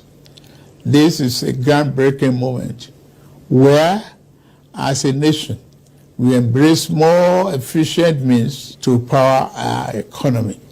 In making this change, we also make history. I pledged a thorough house cleaning of the den of malvisions the CBN has become. That house cleaning is well underway. A new leadership for the central bank has been constituted. Also, the special investigator will soon present its findings on the past lapses and how to prevent similar recurrences. Henceforth, monetary policy shall be for the benefit of all and not the exclusive province of the powerful and wealthy. Wise tax policy is essential for the economic fairness and development. I have inaugurated a committee on tax reform to improve the efficiency of tax administration in the country and address fiscal policies that are unfair or hinder the business. We will work with you to build a Nigeria that is not corrupt. I bring you a message of hope.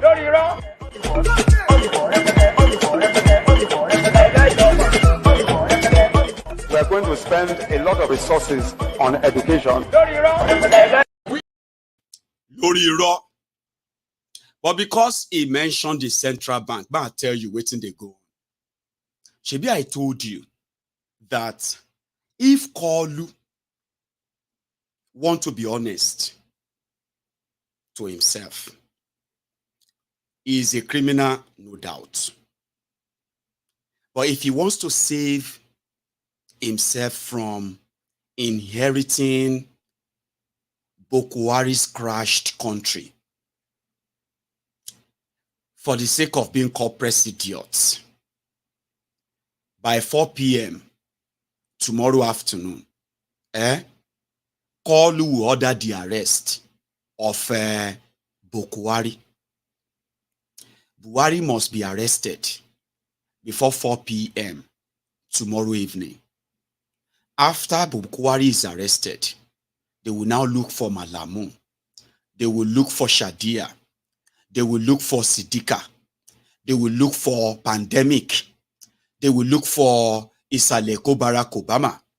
They will look for Ubima Judas Iscarioti, Amechi, Rotifmi Amechi. They will look for all of these characters and they will tell them where they are locking Buhari up, where he's been locked in, and make sure they share the same cell with him.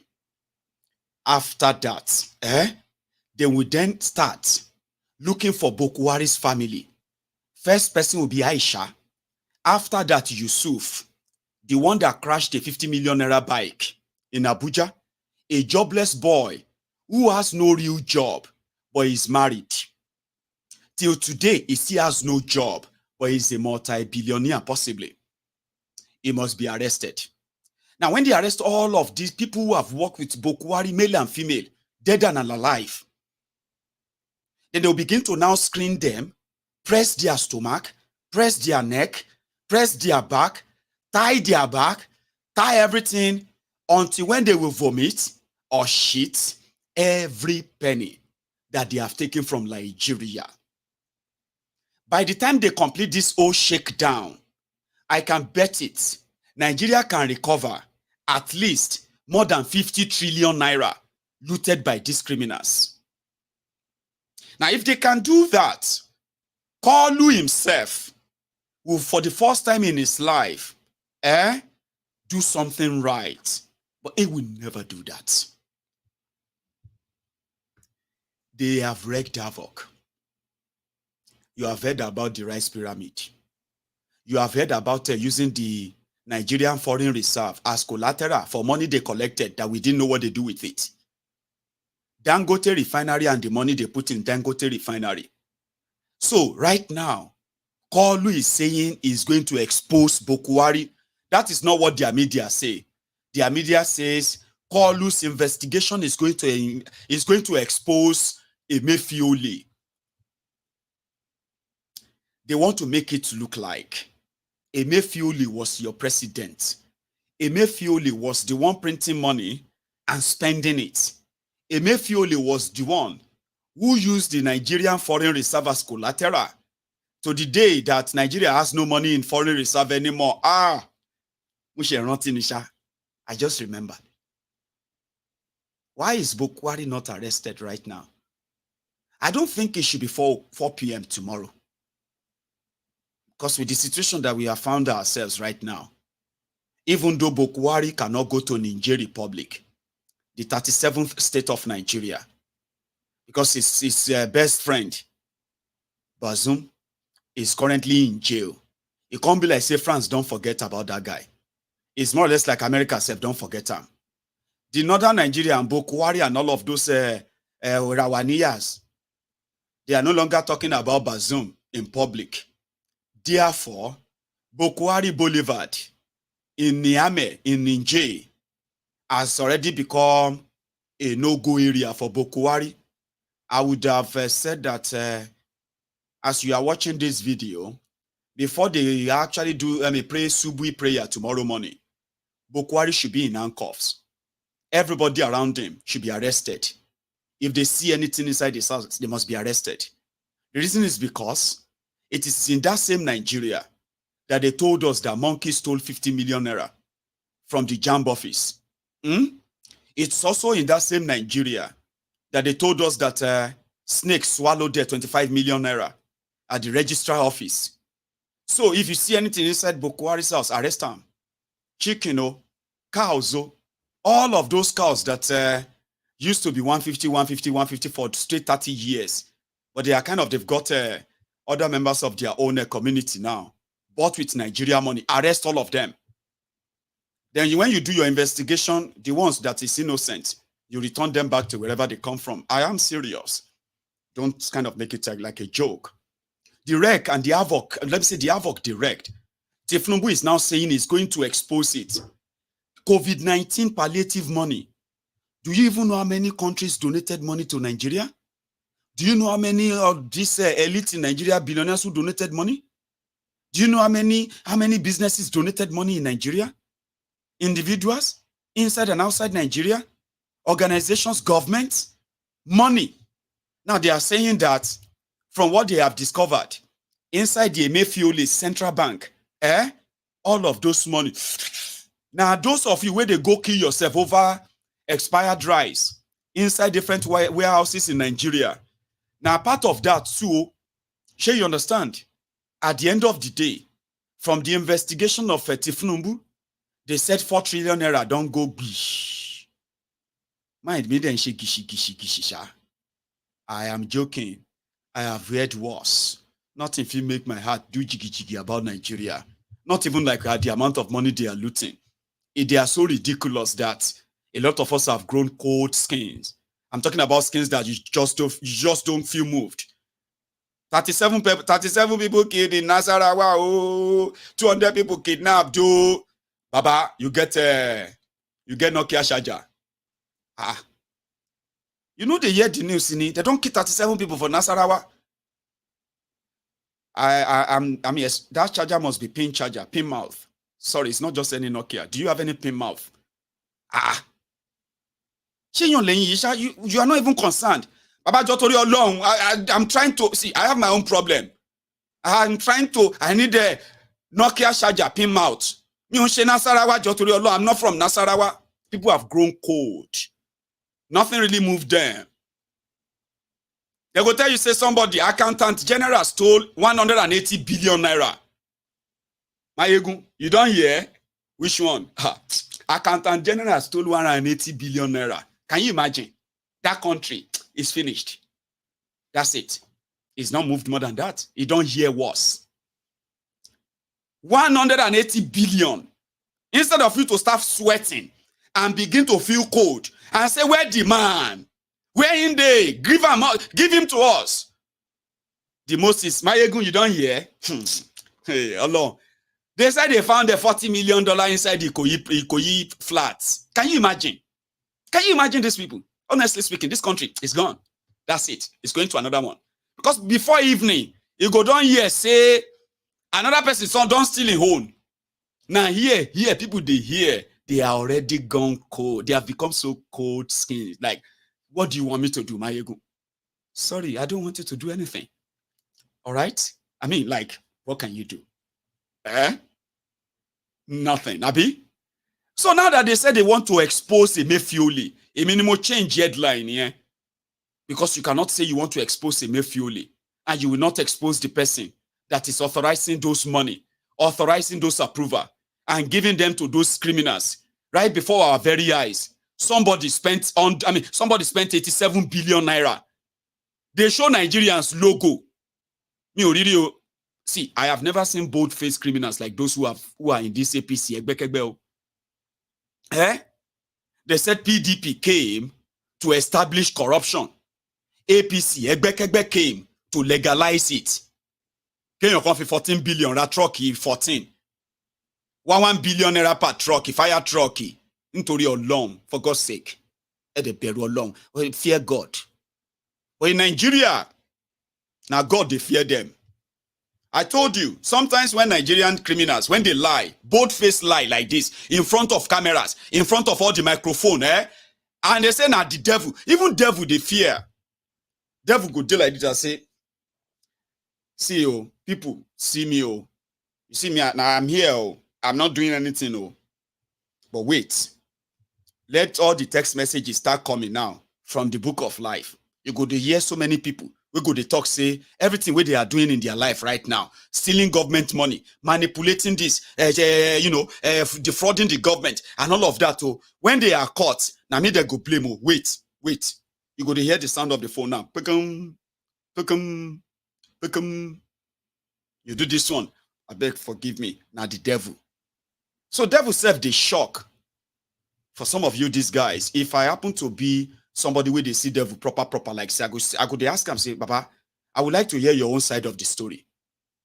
Let's be honest. I am from Nigeria, and I know how much Nigerians always blame you. I want to hear your own side of the story. When can we have the interview? If that's something that is possible. Where people blame, what do you call it? They blame others for their own sin. You cannot keep emefiole and you are not arresting the person that signed all of the money. You cannot keep emefiole and you are living in Malamu. It's a pandemic. Jihadists are Afa Lekeu, somewhere from Borno, Abina, I don't know. Inugbo Konisa and Bisalowa to commercialize. Somebody where they give fatwa, he go tell people to keep people. There's this guy, Jonathan Ashi. Jonathan Achi loruko bobo eh. Now it's a pandemic kill him now. Let's say fatwa is death sentence. I don't know what happened. This young man got caught. One pa bobo eh, right? It's a pandemic. Somebody will be say what do you call it? Medium shakeout. They put him inside that rock. They made him a minister. He started dressing smart. He started dressing nice. He started, you know what I mean? But he's still a jihadist. Unfortunately. So that is the point. You can't leave all these guys. You can't. And then tell us you are serious. 4 trillion naira. Oh, coronavirus. Oh, palliative. Everything. They say Emefiole and his friends stole the money. Are you serious? Emefiole printed 27 trillion naira. I don't know. 27 trillion naira. For Bokuwari. Nigeria is still in debt. Like never before. All Nigeria foreign reserve is empty. Excess crude account is empty. NNPC account is empty. Crude oil sale, Kosovo. Like, what the hell is going on? If you are serious, somebody or some people are supposed to be sharing the same cell with Emefiole right now. People died, for goodness sake. But they continue to mention Emefiole. They are not mentioning Bokuwari. So back to Nigeria. Tinubu now promised them 25,000 naira. Now told them not to go on strike. The journal, the man lost strike now. Something like this. Gentlemen of the press,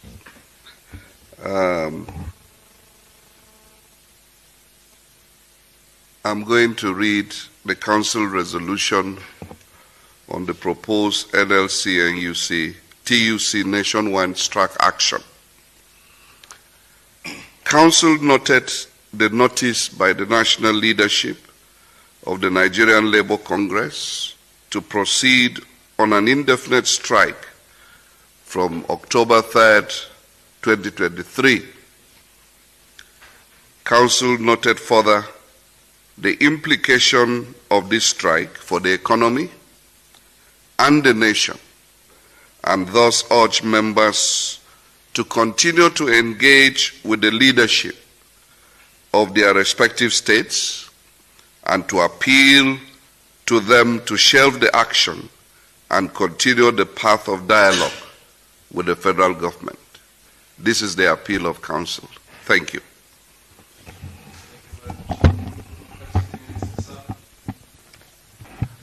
NEC actually expressed genuine concern about the situation in the country and appreciates the concern by Labour to have those issues addressed. And that is why NEC is appealing for patience, is appealing for time to be able to address the concerns of Labour. We also believe that Mr. President will be addressing the nation 1st October, and some of the concerns of Labour will be appropriately addressed in the President's speech. It is therefore important that it's a federation, so whatever happens, Labour is represented in all the 36 states and FCT, and NEC is appealing that discussions should continue at the state levels because there will be peculiarities as to the issues to be addressed concerning the demands of labor. And therefore, dialogue is the way to go. The nation is at a very critical moment at this time. Some of the states, when they took over on May 29, the workers were on strike.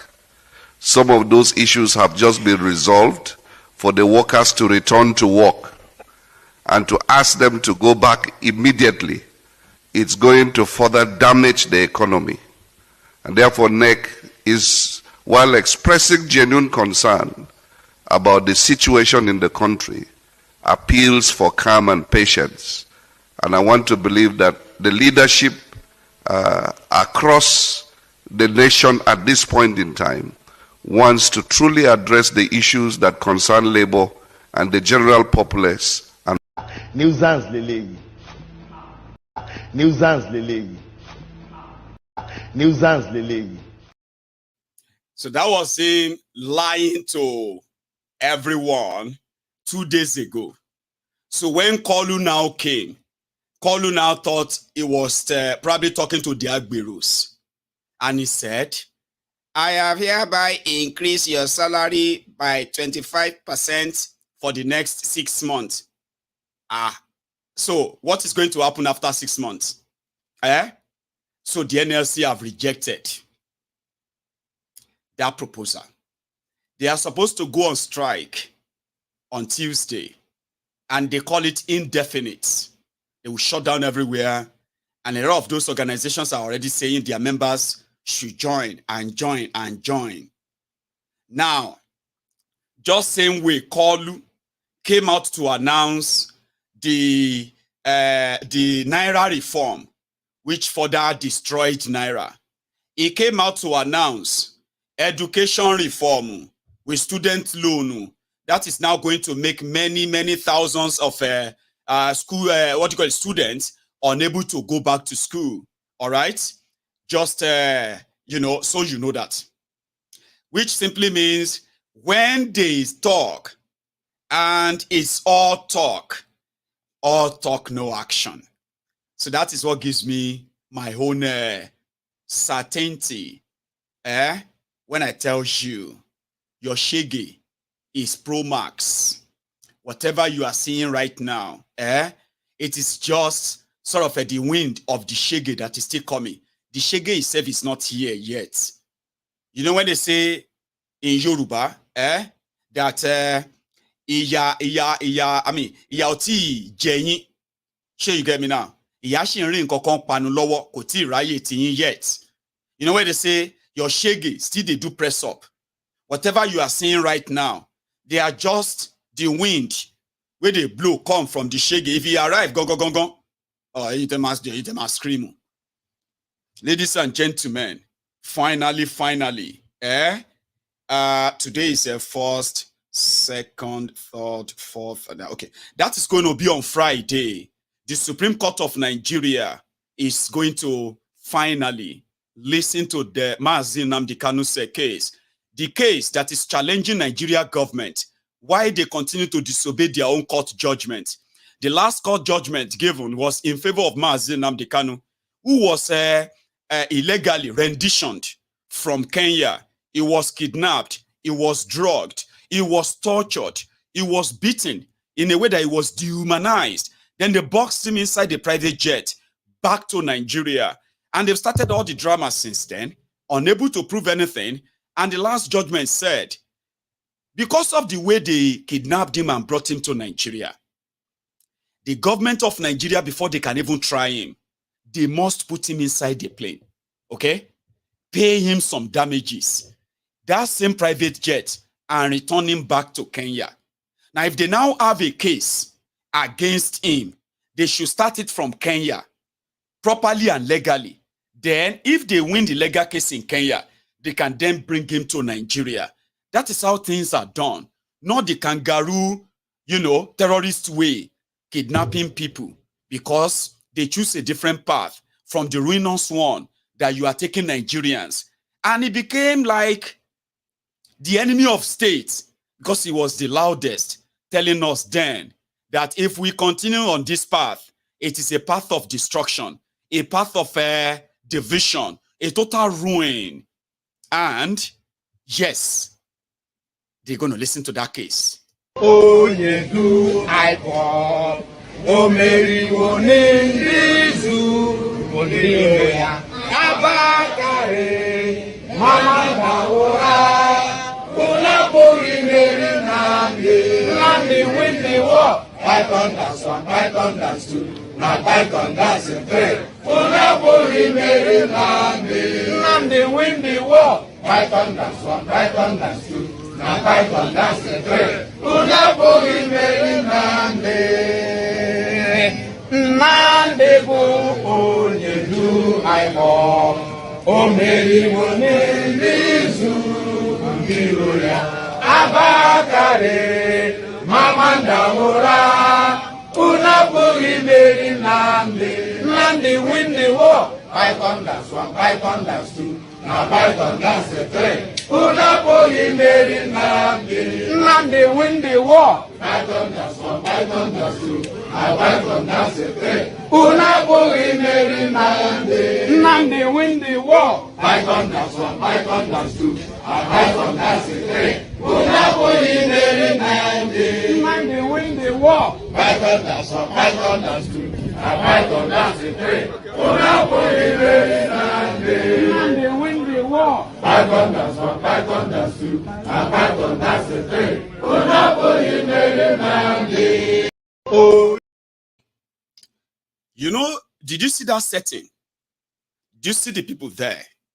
Do they look like violent people to you? Do they look like hateful people to you? Do they look like aggressive people to you? That setting that you just saw there, this was before the advent of Hopeless Uzodingba into the eastern part of Nigeria. Before the advent, these people used to sit down in that large number on their regular general meeting date across all of the states in eastern Nigeria. They discuss things that affect them. They discuss their economy. They discuss their, community disputes. They discuss their security. They discuss their jobs. They discuss things that communities discuss. Then above it all, they discuss Biafra. But today, they have made a lot of you believe that anybody associated with IPOB is violent. And a lot of you are actually agreed with them when they use IPOB and unknown gunmen in the same sentence. A lot of you have kind of moved along with that. That psychological conditioning, I don't know how many people still have that in their head, that IPOB should look like some ragtag thugs, disoriented, uneducated illiterate, violent, guys who are going to be wielding guns. They were like that. That is the organization that Mazi Nnamdi Kanu represented. More reason why, it has become more difficult to find anything to convict him, even after spending so much kidnapping him. Mazi, the Mazi that they won't let you know. This. My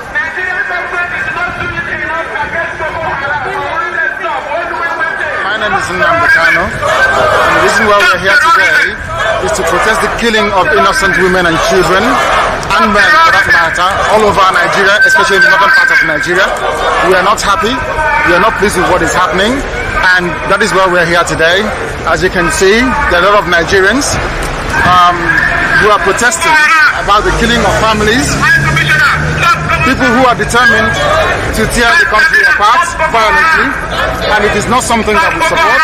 It is not something that we would like to see continue, and we are here today to send a clear message to the Nigerian government, to the High Commissioner, that what is happening in the country is unacceptable, and we cannot accept it. If that continues, it will lead to the violent disintegration of the country. There will be no more Nigeria for anyone to go to. There will be no Nigeria for anyone to refer to. In fact, what is happening in Somalia today will be like a tea party. So we cannot allow this nonsense to continue. Something has to be done, and the consequences of the actions of terrorism in Nigeria must be driven home to the people, so that even the terrorists themselves will be able to understand that there is no mileage in where they're going. The only thing they can accomplish is the breakup of Nigeria. If they think that they can cower people, if they think they can force people to be coerced into a religion which is not theirs, then they are clearly mistaken. We are asking for peace. We are asking for people to get together. We are asking for everybody who loves Nigeria, who is associated with that country, to please prevail upon terrorism in Nigeria so we can bring it to an end. That is why a multitude of Nigerians are gathered here today. Those of us in the UK are determined to work with the government for peace. We are determined to work with the international community for peace. But one thing we cannot stomach is a repeat of 1966. What is happening today in Nigeria was the reason why Nigeria fought a bitter civil war for 3 years between 1967 and 1970. If this continues, there will be another civil war in Nigeria. And this time around, no place will be safe in Nigeria. This time around, nobody will be safe in Nigeria. So it is imperative that everybody who has the interest of the country at heart acts now and immediately to stop this nonsense from continuing. That is the man they want you to hate so bad, because he called out your pastors, he called out your politicians, and they want you to make, they made you believe he is the number one enemy of Nigeria. And after kidnapping him, they still couldn't do anything to him. Remember what I told Koolu, Tinubu, this is an opportunity for you to redeem yourself, especially by not inheriting Bokwari's enemies. Bokwari won himself so many enemies, and he helped divide Nigeria. He did it so well that Nigeria is currently living on a borrowed time, because you are continuing in that direction as well. Remember, do not inherit his enemy. And then let Nnamdi Kanu go. Let Oyendu go. Oyendu. Oyendu IPOB. Omeri Onindizu. Ondiya. Abakare. Mama Naora. Unapuri Meri Nnamdi. Nnamdi win the war. Python dance 1, Python dance 2. Now Python dance 3. Unapuri Meri Nnamdi. Nnamdi win the war. Python dance 1, Python dance 2. Now Python dance 3. Unapuri Meri Nnamdi. Nnamdi bu Oyendu IPOB. Omeri Onindizu. Ondiya. Abakare. Mama Naora. Unapuri Meri Nnamdi. Nnamdi win the war. Python dance 1, Python dance 2. Now Python dance 3. Unapuri Meri Nnamdi. Nnamdi win the war. Python dance 1, Python dance 2. Now Python dance 3. Unapuri Meri Nnamdi. Nnamdi win the war. Python dance 1, Python dance 2. Now Python dance 3. Unapuri Meri Nnamdi. Nnamdi win the war. Python dance 1, Python dance 2. Now Python dance 3. Unapuri Meri Nnamdi. Nnamdi win the war. Python dance 2 and Python dance 3. You know, feel we know Nnamdi. That's my own way of singing it. Let him go. And to those who might love a little bit of history lesson, why did you get to where we are today? How? And all of that. Let's thank this platform again, Arise News, who kind of gave us this piece of history coming from Pa Adebanjo, one of the upright Yorubas who stood on the ground of truth. And you should all remember, these are Yorubas that indeed, if they should follow the traditional way of the corrupt way, they will be behind their Koolu, just the same way you have a Confessor Shoyinka. This little history lesson, let's add them to this broadcast. But after the crisis, series of crises until 1951, that is stressing the issue which many of you don't know, and many of you don't care to read. The crisis in 1953 led to the colonial office bringing the founding fathers to London in Lancaster House. And then it was agreed that no, drop this constitution, which is not suitable for a multinational, multilingual, multicultural nation like Nigeria. Nigeria is a group of nations, not a nation, it's a geographical expression, with all the minorities there. So that was a part of the constitution. So by the time they agreed on that in 1954, all the problems you are having in Nigeria today have been solved under that constitution. Now today, what are you calling about? The Igbos are trying of Biafra, the South are trying about source control. These are all problems that have been solved under the Nigerian independent constitution. What we solved is, it was purely a federal constitution that accommodates the federating states on equal basis with regional autonomy. All the federating states are independent of the federal government. They are coordinated to the federal government, not subordinate as you have it now. And if many of you care to read the history, when Chief Aolo inaugurated the free education in 1955 in the Western region, you go and read any part of this where he went to Balewa for subsidy.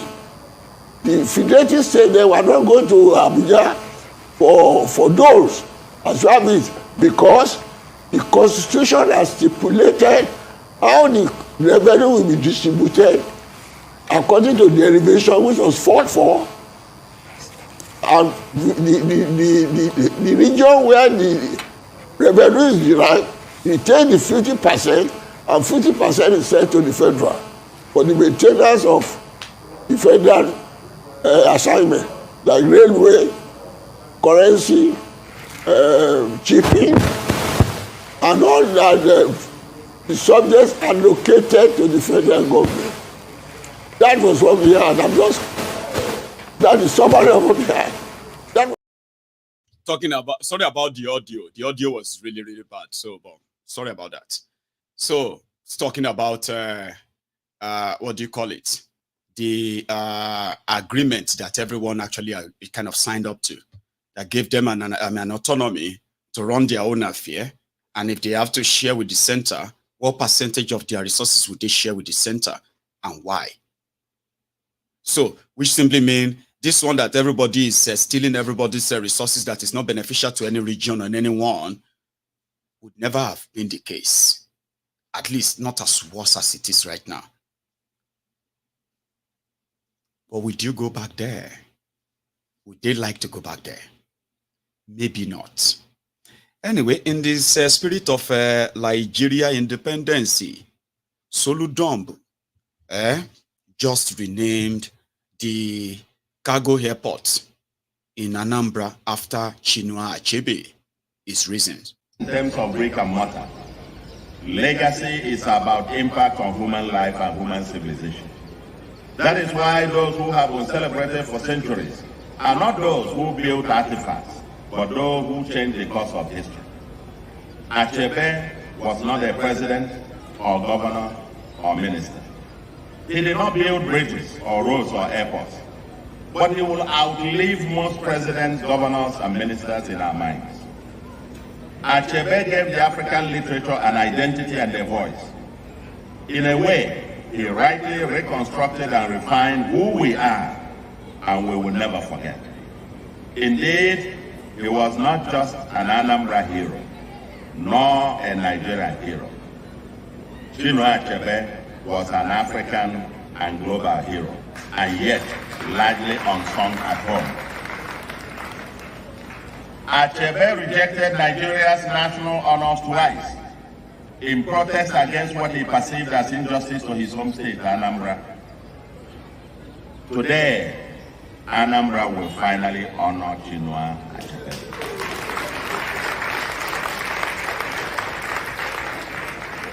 After wide consultations, it became evident that there is a broad consensus that no one is more deserving to be named after the first airport in Anambra State than Anambra's all-time greatest literary gift to the world, Chinua Achebe. We know that with the escalating population of Anambra will probably need 2 more airports in the future. But this first one, consequently, we're committed to rename the Anambra International Cargo and Passenger Airport Umueri to Chinua Achebe International Airport Umueri.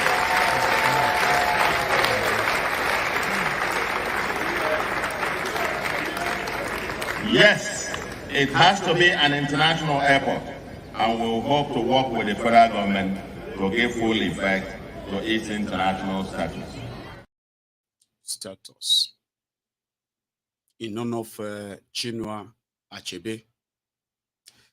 But for the women of this community in Edo State, it is not an happy independence, because they have become what you would call the sex object for Fulani terrorists in that part of Nigeria. Edo State, you want to see them? Women had to stage a protest.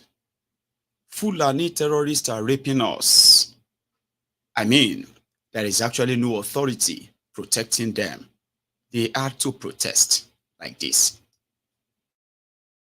Uzaro women drum from Jetu, Ayua, Iyora, Afowa, Elele, Ikabibo, Iyoku and Afasho took their peaceful protest round Jetu, the administrative headquarters of Uzaro clan, chanting solidarity songs with placards of various inscriptions.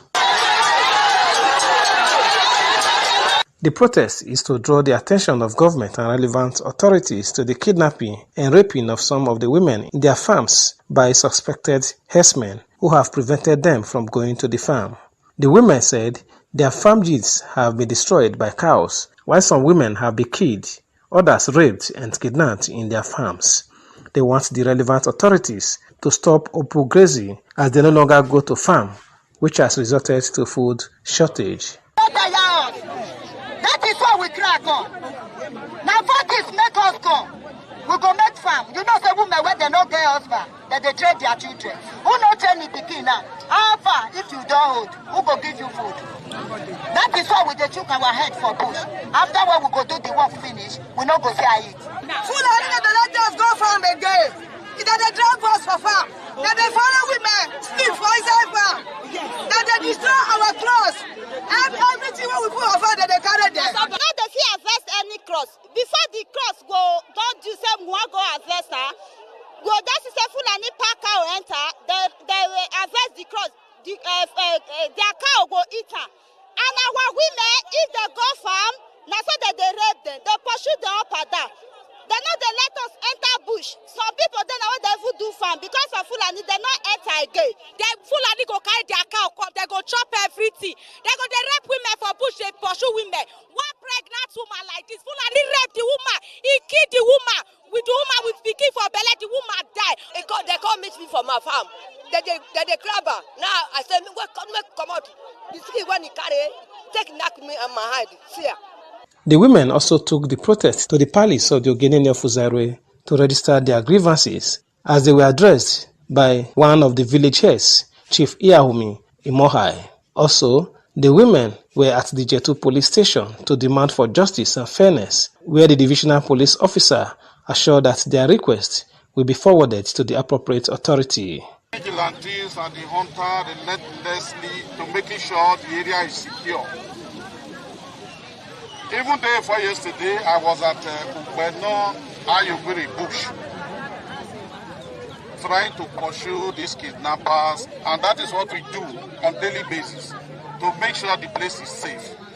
In Jetu, Victor Odion Acha, NTA News. So, to let you know that the issue of insecurity and the victims of insecurity spread across everywhere in Nigeria. You hear them, women, many of them are widows who are kind of trying to fend for themselves, okay, by farming. Now they have been scared off their farms. Those who have been raped or killed, there's not been any of those assailants arrested for any of these crimes, right? It's unfortunate. So finally, well, no, you know, when I first started, I told you about the bad news. Here is the good news and bad news too.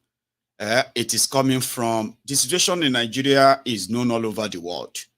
But right now, even the Cameroonians, people will be saying IPOB be their president. They are already offering Nigerians visa. Don't go to Europe again. Your currency is gone. Come to Cameroon, all right? And work on their pepper farm like this. In Nigeria now, see, this is 1, 2, 3, 4, 5, 60,000 francs in Cameroon a few years ago. Used 20,000 naira. Only 20,000 naira was 60,000 francs in Cameroon. It means Cameroonians going to Nigeria was like traveling to Europe. We're making money. Now, only just a few months into office, it is 15,000 francs that is equal to 20,000 naira. That means, in fact, naira has fallen from the top right down until now. It is Nigerians who are in Cameroon and now abroad. Ha! So we are giving free visas. If you are in Nigeria and you want to travel, no need to go to Europe. Just come to Cameroon, because the way the naira is going, soon the naira will be lesser than Indonesian rupees. I don't want to talk about fuel. I don't want to talk. See, some people are now using gas as fuel. I'm just saying, we are sorry. You know, we are all Africans. We must lend help to one another. If you want to cross over to Cameroon, just come. Yeah, just come. I have a pepper farm. After these 8 years, if you people don't have sense, then you will never have sense. If you like, still copy again in the next 8 years, you will see something. In Nigeria now, see, this is 1. Nigeria is so corrupt, which I regret the day I was born in this country. It's unfair. This is unfair now. This is unfair. Nigeria is so... Ah, God. Why do you brought me to this Nigeria? What is my sin? Kí lẹ ṣẹ̀ mi gangan? Kí ni ẹ̀ṣẹ̀ mi tó fi dá mi sí Nigeria yìí? Ìkíní, èkejì, ẹ̀kẹta. Ah! Ó yẹ o. Oṣó ni, àjẹ́ ni, ẹlẹ́bọlóògùn ni, amániṣẹ́ni ni, afàìmọ́niṣẹ́ni ni, wọ́n á fi yín sílẹ̀.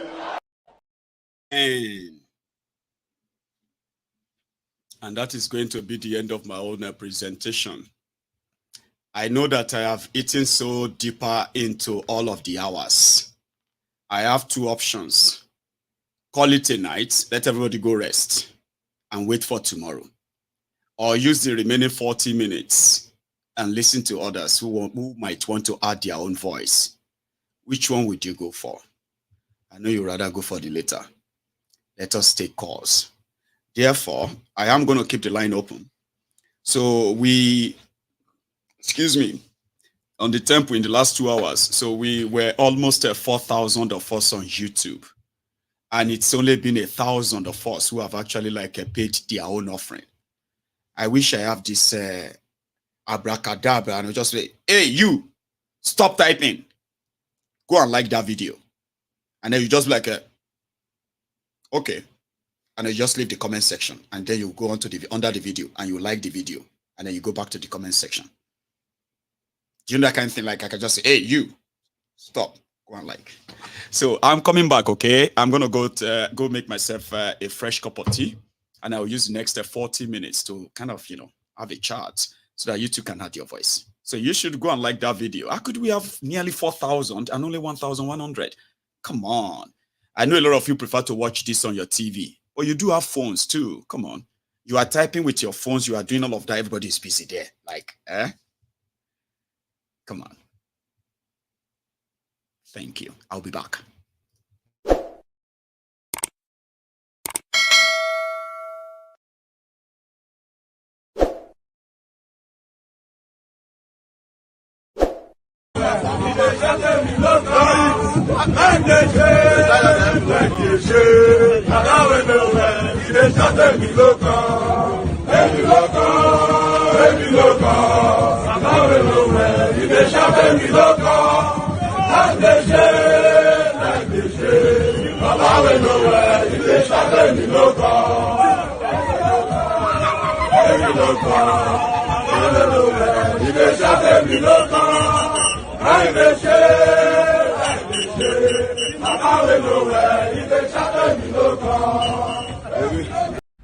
Continue.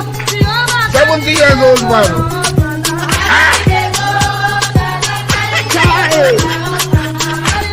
Is that you? Jesus is Lord. Is that you? The Prince. I have a caller. Hello, my good general. The Prince Judgement. How are you, Baba?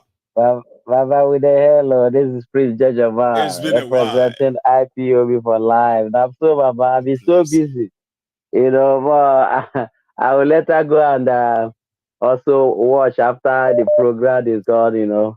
Oh, did you join us at midway or something? Yeah, midway today, but not that I've been following off and on because I was on the way coming back in the train. Oh, you're on the move. So Good. Yeah. Baba, everybody can hear you now, please. Yeah. First of all, I want to thank you, Baba. The other day we are talking about David Indoyin. What do you call Indoyin? Yeah. Yes, Baba, you know, you are number one of their target. We would talk about David. You also is our own priority. That will be also guiding with all jealousy. I know. You know, not only David. David once in a while. You every day they chook the anyash. You see, so.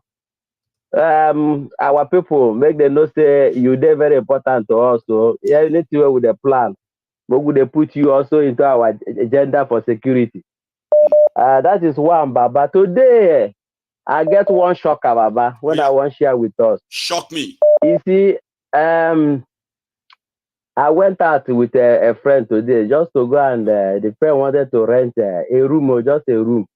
You know, any person that they called and they will ask, where are you from? He say Nigeria. They will say, no, we don't want Nigeria. Wow. You understand? Some if you call them and say, I want a house. Where are you from? Nigeria, they will off the phone. You see, this thing I'm telling you is in abroad, though, no, we say Nigeria. You see, so you experienced that one, or your friend? My friend, I went out with him. I saw it. Koro, they said and tell me. They see so this thing, even Nigeria to go look for work somewhere now is embarrassing. Because everybody know that we have a drug lord as a president. It's not a secret. No more. You get what I mean? So it's very, very shameful, Baba. That is one. That would be two. Secondly, two. Yeah, secondly, Baba. The other yesterday, your program when I watched, you were exposing the certificate submitted to INEC. You see the Koolu handlers got the punish all of them one by one because I don't know the unprofessional Oluwole they use. You know, there's something I noticed in his certificate submitted to INEC. I don't know if you noticed that. You know, in a passport photograph. You are not allowed official passport photograph. You can't wear a cap on it. You have to remove even eyeglass. Even eyeglass is not allowed. You get what I mean? But look at Koolu. If you look in that certificate. You see that his cap is there, and his eyeglass is there. You understand? That is a confirmed. That's confirmed. The forgery is confirmed. That's only looking at that one alone. You understand? You don't need to go into all we need to answer all we need to know. You don't need to look for signature or any other thing. Only that one alone has shown that the person just go and copy and paste.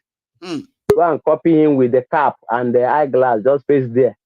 You see, I was watching it yesterday when you are showing it. I said, these people, they don't kill themselves. You know, they don't shoot themselves for leg. You know. So my good general, finally, I want to tell Koolu, God don't carry him reach the pinnacle. You see, if a proud man, God will allow you to reach the pinnacle before he will allow you to begin fall, and nothing will hold you. He has reached the pinnacle because when he kidnapped Nnamdi Kanu, yes, God bless you for showing it so that Nigerians and even US court will see it clearly. So the US concept go see him. Mind you, they have the copy already.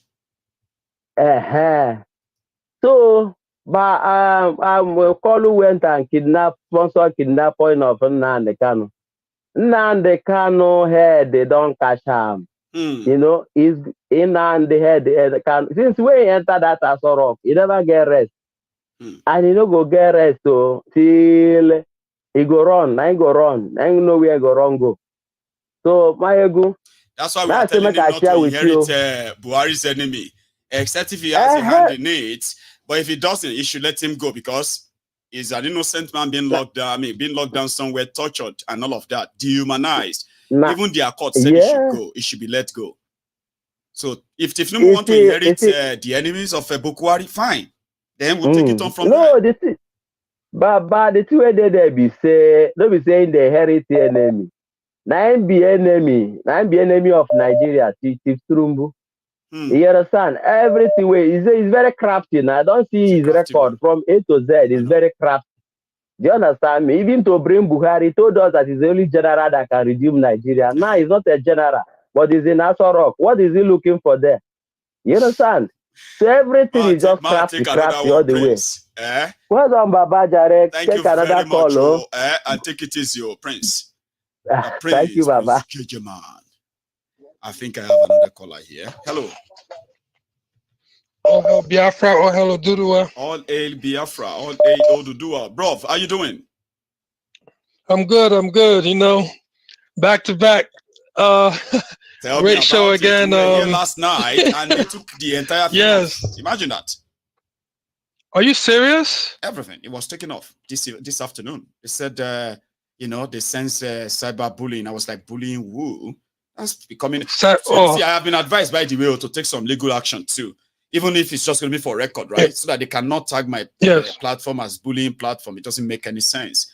Of course, they unbelievable. They did. My good, that means you're getting big and you're a threat to them. That's what they're doing. It's time for you to on alert for that. Then, yeah, it's time to you to move over to Rumble. You know, to protect all those videos that you have. It automatically will move over all your videos from YouTube to Rumble. Right. So I think it's high time you do that. Today. You will be the second person. Yes. Yes, it's quite shameful. I mean, when you tell the truth is now cyberbullying. No. Well, which means that your message is getting through. I believe. And you should keep it up and just keep pressing on their necks. You know, pressure bust pipe, and there's actually busting pipes over there in Asorok. But yeah. Go on, bro. But 63 years of lies and failure, nothing to show for. Still amazed that Nigerians still believe in their country, and which is sad. You guys keep believing in this so-called leaders or nothing but frauds. In the next 63 years, you still be wondering where your life went. Wake the hell up, people. Wake the hell up, you know, and find a way to break this thing up so you can save your lives and save your futures. You know? Thanks a lot, man. Yeah, that's all I want to say. Keep up the good work. Them messing with you means that you're doing one hell of a job. Keep up the good work, Thank you so much, man. Thank you very much for that. As always, right?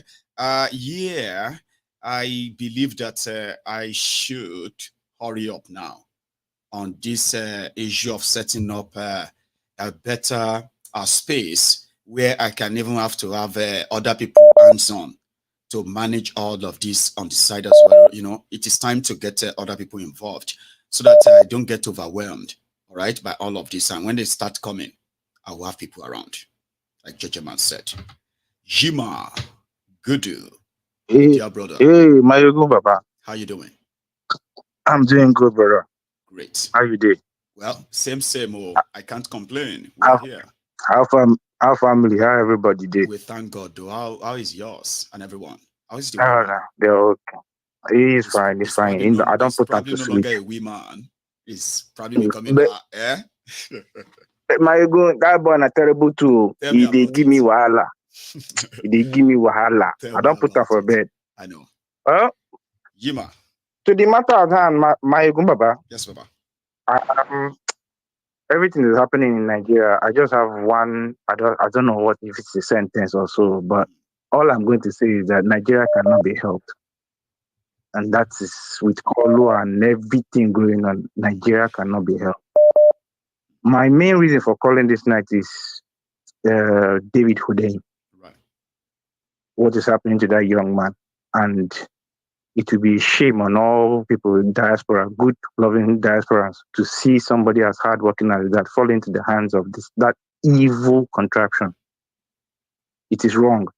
What David is doing is for our good, our generational good. He's exposing the corruption so that generations to come will know. Now, I want to beg Ghana. Ghana Akwa Abao. I want to beg Nachale. Please. Nigeria is a drowning ship, and sorrow loves company. So Nigeria will drag you, Ghana, with it into the ground. I know you guys are bankrupt in Ghana right now. You file for bankrupt, but trust me, you are still better than Nigeria. You have electricity, you have good roads. Yeah, they are honest with their bankruptcy. Nigeria is lying. Yeah. Nigeria has been bankrupted since 2017. Yeah. So Ghana, I'm begging you, don't let Nigeria pick David Hundeyin from your country, because it happened to Mazi Nnamdi Kanu in Kenya. Go and check any place you see Uhuru Kenyatta face online. Go to the comments and see how Nigerians are dragging Uhuru Kenyatta. Everywhere they see. Ghana is smaller than Nigeria. If that thing happens, trust me, Nigeria go drag Ghana. We cuckoo the whole rope, we drag ourselves now. You see? Make that one not happen. Oh, I beg una for Ghana. If anybody know Nana, make it tell Nana, you shouldn't allow illegal rendition of David Hundeyin back to Nigeria. Thank you, Mayegun. God bless Thank you for the good job. That's a very wonderful message you just passed there, okay? God bless you too. I have another caller on the line. Did I get you in? Hello. That's a network issue there. And I hope it says poor network. And whose network is poor between you and I? My caller. Please, I am going to sort of encourage you to try back. I'm sorry, okay? The network is not networking there. Let's take another one. Here. Hello. Oh, that's another person who might need to get through. And somehow... Oh, are you there? Hello, can you hear me, sir? Oh, ma'am. Okay, I think that person is not so sure if they have been connected. But I kind of advise us, if you are actually trying to call in, of course, the line is busy and all that, okay? But if you are calling in, I will advise you to hold the phone like this so that you can see when it starts counting that you have picked up the call. Okay, don't wait until you see something on the screen that shows that it's like Now I have a caller that is calling me with unknown. I hope man, that's the first time somebody's going to call me with unknown number, and I'm picking it. Hello. Hello, Mayegun. Yes, sir. That's the first time. Oh, I am very, very happy today, Mayegun. I am have very been happy to calling find out who is the times without number. Yes, sir. My name is Akoguntunde Makinde from Texas. Kabiyesi, sir. Akogo. How are you, Mayegun? I first of all want to thank you for the marvelous work you are doing over there. Thank you so much. You sir. are an asset to our generation. You could be a very young boy, but you are an elderly person. Thank you, sir. Now, don't let me waste time. This is my first time of contributing. Concerning David Hundeyin, please, the best thing for us now to do is to ensure his safety so that this man will not be repatriated back to Nigeria. If it happens, believe you me, Mayegun, nobody will help again. We don't want to make it a medicine after death. Please, let's protect this boy. I will have to talk to you later on, sir. I don't want to waste time. I just stumbled across your program right now when I returned out from church. So please, Mayegun, I have tested it now. Your number has been going, and I will keep on doing it on a regular basis. Though I'm a very busy person. It's a pleasure, Mayegun. I will have to know you better than this. Thank you, sir. Thank you, sir. Akogo, thank you very much for stopping by, and stay safe too, sir. I will deliver your message. And I bet David himself is probably, maybe once in a while, he does tune in onto this platform, but he's a friend of this platform. I will deliver that message. And if I have to kind of drag him down, to let him come here and see all of us to say, well, we don't care who and who is after you or what. We are interested in ensuring that you don't end up in the hands of these oppressive criminals who want to shut everyone up, right? A lot of people today, I have had people who have told me, I haven't told you this before, I have had people who have told me that if they knew that Mazi Nnamdi Kanu and everything he was saying that time, if they knew and they listened to him, they would have been among those that would have prevented anything like this happening. But they didn't. Probably know better. Well, no thanks to all the propaganda that they have actually put out there. The one we have been spending all our time to kind of debunk and change. Do you understand? So if people today feels like, there are people who feels like David Hundeyin deserves this in the hand of these criminals. But how many of those courageous people that take up the risk of challenging these criminals when they could have easily joined them like others and take their own share? You understand now? So how many of them would they have to take away from us? If you don't like Showore, let them jail him or kill him. If you don't like Mazi Nnamdi Kanu, let them jail him or kill him. If you don't like Oloye Sunday Igboho, he should be jailed or killed. David Hundeyin, oh, it should be this or that. At a point, you have to tell yourself, are we not self-sabotaging that way? Are we not willingly and voluntarily making the job of these criminals easy by picking up those who are very much, important, you would say, valuable rather. So I beg all of us to understand that a time is going to come that the enemy of your enemy, you should please call him your friend.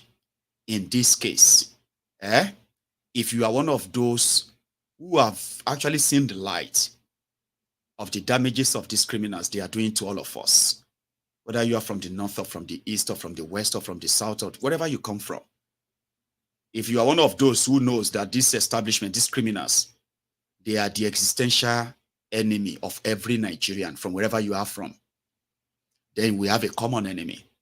So if Nnamdi Kanu declare them as enemy, then even if you don't like Nnamdi Kanu or the IPOB, the indigenous people of Biafra and all of that, the fact that he summoned up courage enough to take down the hegemony, he didn't choose to join them and get paid. That alone is enough for you to indeed see IPOB as your friends, Yoruba Nation as your friend, Yele Sowore and the Revolution Now as your friend, including the obedient themselves as your friends. Why? Because we all have common enemies, and that common enemy is the establishment that is dealing with all of us And all they are doing is just to give us a name. Give a dog a bad name to hang it. That is the technique. It is the same operational book. Give them a name, then kill them, and tell everybody we are killing them because this is who they are. Maybe when all of us decide to kind of see beyond our differences and see those who have managed to stand up against these criminals, if we begin to see the similarity of why every one of us should be doing exactly that without having to judge anybody or their way or style or anything, maybe by then, just by then, we stand a chance of rewriting our own destiny. Until then, so maybe I'm going to bring him down here to tell him a lot of people are so much interested in your safety, and not just your safety, the safety of everyone like yourself. Okay? So as we can continue to encourage every young person to play their own key role, because this is history happening right before our very eyes. They say when history happens, when you are living through history, it is always very slow. But I told you, in 20, 30 years' time, when people will talk about today, they will tell of those significant, important people who shaped this time. We shouldn't let them kill them. We should not let them capture them. And that is very important. I have a caller. Hello there. Hello. Hi, Mr. Maizun. Good evening. Hello, sir. How are you? Yeah, I've been trying to call in. I just want to thank you for your awesome work and what you've done so far and how your channel has grown. So just a brief reminder to Africans. You see, everything we do in life, there's consequence attached to it, or there are consequences attached to it. That's right. If Africa refuses to wake up, we will all go down. It's not going to be it's an Igbo problem, it's Yoruba problem. No, we are all going to go down. So the earlier we start doing the right thing, the earlier we start telling ourselves the truth. You see, why I don't believe in religion, it's not an insult to anybody. No, it's okay. Go on. It's one simple fact. You see, if God, right, the creator of the universe, wanted to write a book or give us instruction, he won't send man to do it for him. He will do it himself. He has done the hardest part of the job, which is creating human being and creating the human mind. So writing something as easy as a book, he can do that himself. He gave us something which is conscience. That's right. And trust me, if we used our conscience, we know what is right and what is wrong. He made our body to feel pain. So if you take a needle and check yourself, you feel pain. So you know when you do that to your brother or your neighbor, he will also feel pain, and you wouldn't want to feel that same pain. That's right. So we've passed the stage where we lie to ourselves. You know, Nigeria, we come up with this holy adao attitude, but we don't do the right thing. We are not even progressing as so-called nations that are not as religious as we are. So the earlier we wake up from this stupidity and start telling ourselves the truth, 63 years of so-called independence, nothing to show.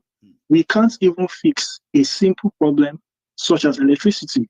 As a child, one of the first things you learn in science is taking a battery, wire, and an electric bulb, right? That's right. To generate power, like lights. So you can't tell me for 63 years, when we gain independence before so many nations, and we can't fix something as easy as lights. So that does not make any sense. When we keep on lying to ourselves that, oh, Nigeria will work. Nigeria cannot work, not in 1,000 years, not in 2,000 years. So let's quit this stupidity and fight the right battle. So thank you so much, Michael. God bless you, sir. That's a very concise, straight to the point presentation there. Tell ourselves the truth. And it starts from, things cannot continue like this. If you agree that this is not right, the next thing is going to be what? What are you doing about it? And I'm beginning to realize that I need to continue to remind all of us that for the value of the time we spend on Mayegun's Diary Politico to remain meaningful and impactful, I would love to implore us to continue to remain consistent in repeating and spreading these messages. Not just that, you should be the embodiment of this message. You should see yourself as a different person.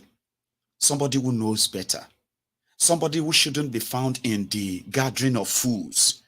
people who are fooling themselves, those who are creating alternative reality just because they don't want to take responsibility for what they have done. So you happen to be a disciple of this platform, young, old. A lot of us spend hours here exchanging conversation and information in order for us to be better than who we were yesterday.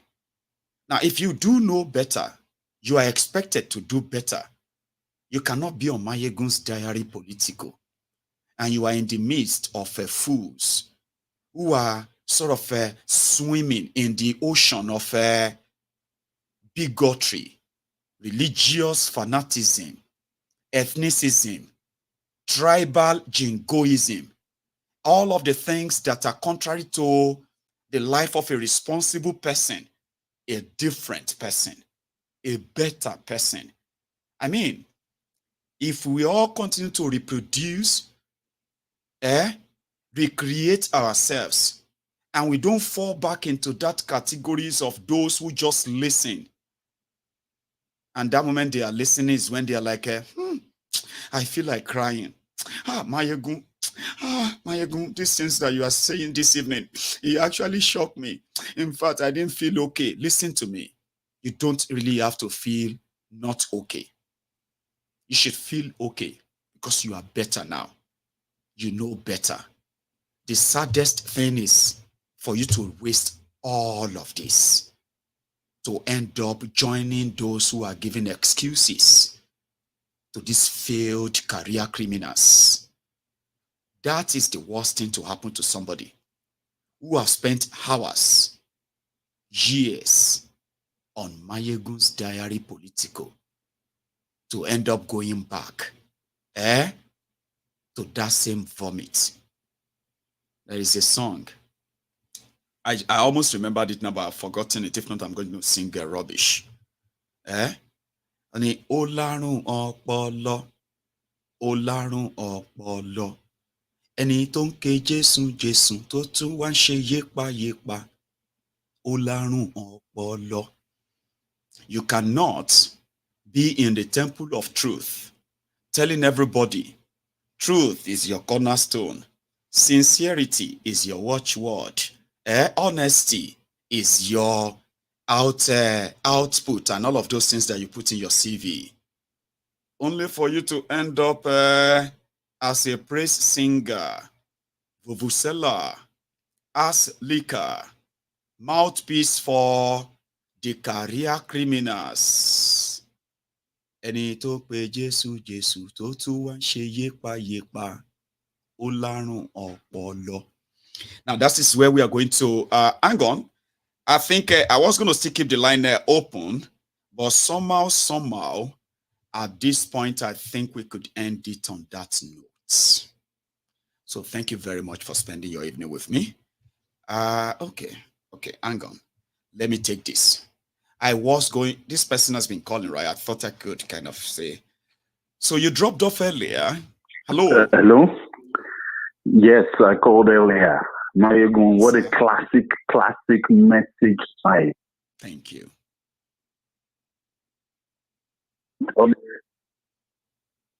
All of us can hear you, sir. Please. Really put the details on point. This is so good. But firstly, before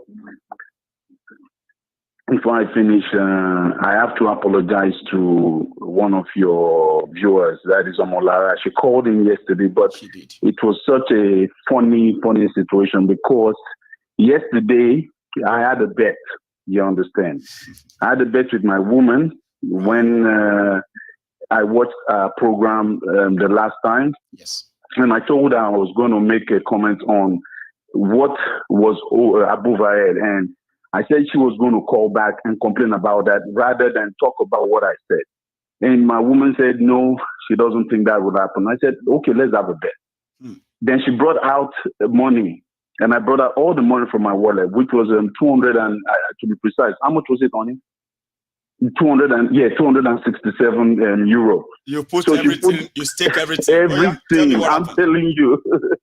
So I put everything down. Then I told her, you're going to see between now and 3 days, she's going to call and complain about that. And I dropped, she was the next person that called. So then I'm telling you. Right.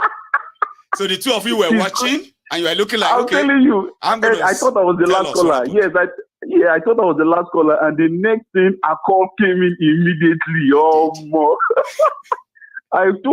I told her, I said I was so sure I was going to win the bet. She put €5 down. I put 260, all the money in my wallet. I won that bet, and I told her. Yeah, I told her. Yeah, of course now. So tell me, how did that go? Yeah. So I told her and I explained. I said, this is what you understand is going on. I said, the mindset of our people is focused on what they are holding on to, which is the religion. The thing is, you understand, is not about the religion. I didn't attack our religion. And if Momolara, if you're hearing me, I am very sorry. I wasn't attacking your religion. I only made you understand one thing. I said, you changing the situation is writing that thing in Yoruba and putting it over your head. Just try and imagine one thing, repeating that I am Yoruba. I'm a Yoruba person for 1 year. You're going to see your mindset to start changing from which you are holding on to as a Muslim, you understand? Which I was born a Christian too, as a Catholic, you understand? But growing up, seeing how things are, it really disgusts me so much, you understand? And I started having a different mindset about things, you understand? I see. Deborah died, was burnt alive.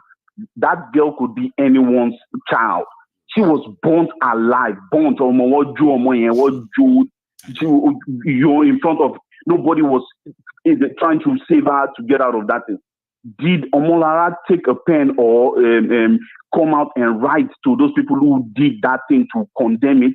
Even Atiku Abubakar couldn't do nothing about that situation. So why are we killing ourselves to hold on to one religion and other? And I just came up to say we should do something. David is running everywhere now, finding where to, you understand, to keep away from these criminal people. So what are we going to do? Your own feelings towards religion. So when that popped up, it was one of the things you felt like, oh, can we just do something that would not, And again, Papa, I bet that, you don't want to go deeper into still using that, your kind of feeling towards religion in this regard, okay? Because you will never win it, okay? It's people are always going to be like, they're always going to be like,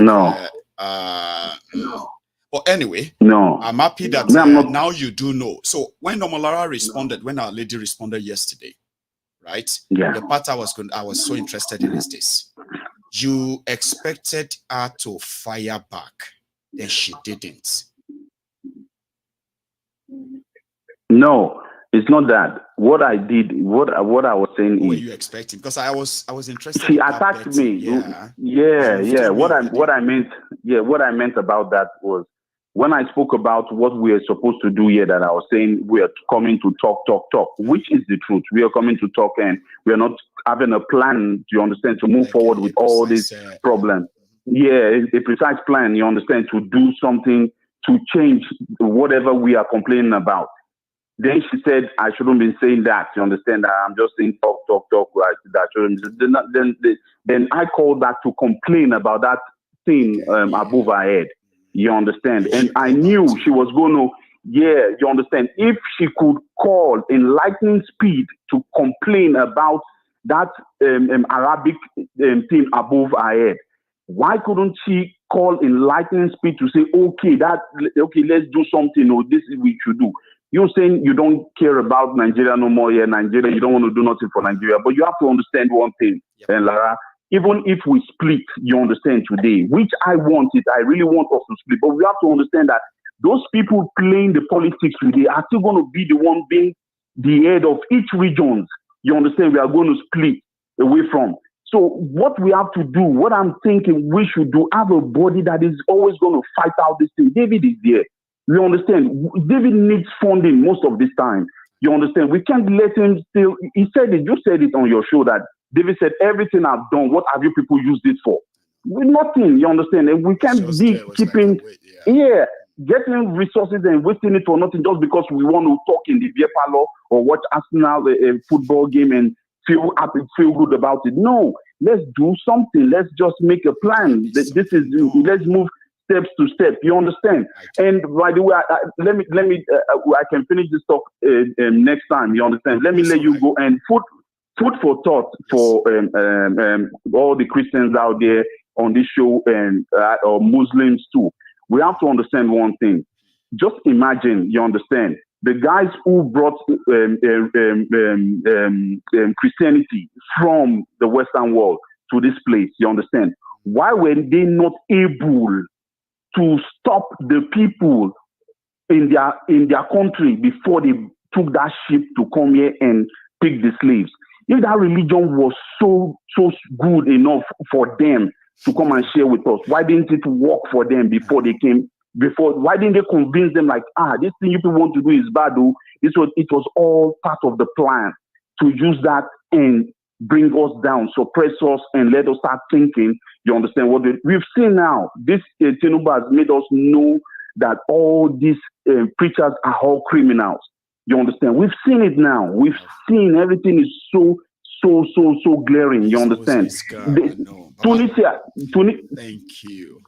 Okay, man. Okay. You said it. We can't possibly finish it tonight, right?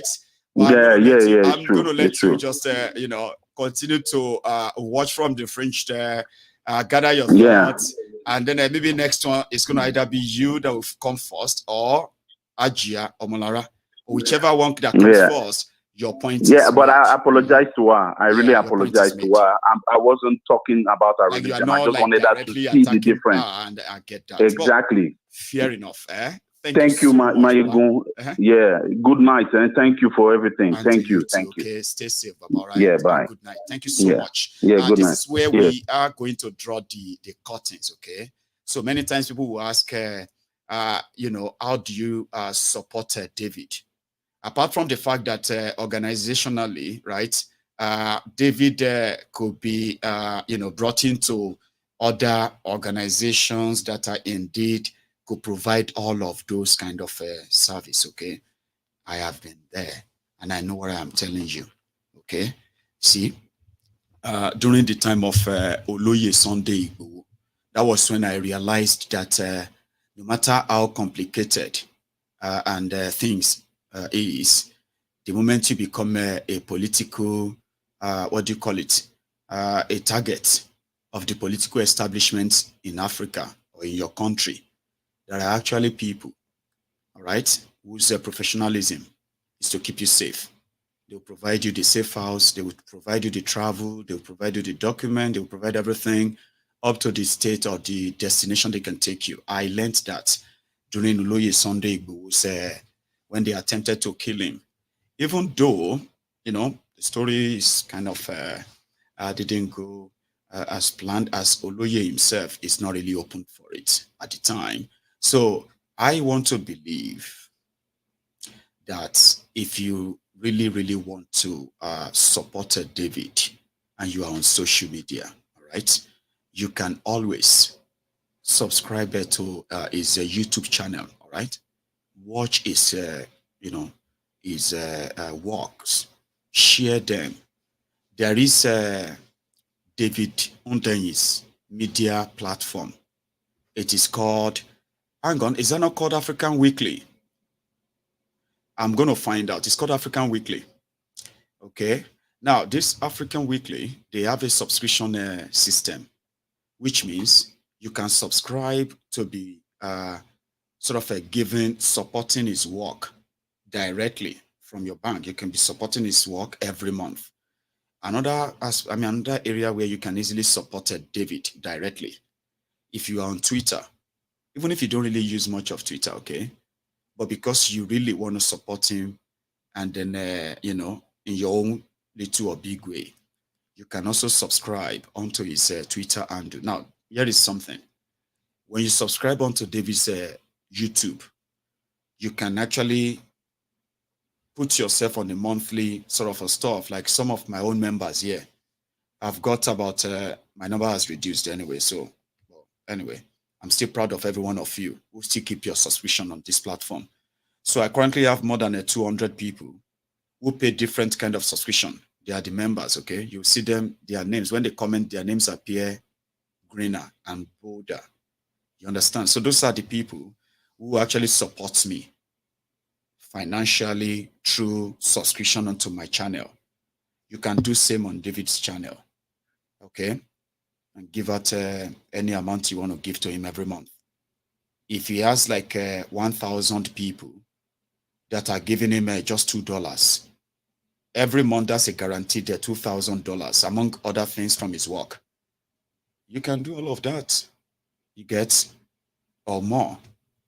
And then whenever the chance presents itself, okay, for us to use a broader platform with a broader mission and movement in protecting him, providing for him and people like him at the appropriate time, I bet there will be an announcement on that. But for now, individually, we can reach out through those platforms, like I said. A lot of you can reach out to him directly as well and send him anything you want to give. I know some of you can actually give him some money and give him some support here and there if money is needed, which he needs a lot of it. So apart from that, from our own side, wherever a chance presents itself for us to offer our support, like all of us are willing to, I will be one of the, you will be the first to know. I'll bring that here for all of us. So thank you. And after this, I want you to remember that if you haven't really liked the broadcast, please do before you leave, okay? If you joined us midway, please watch this from the start. Skip the first 5 minutes if you don't like song and all of those demo. And you can watch the replay of all of this tomorrow for a new one. I will see you some other time. Good night.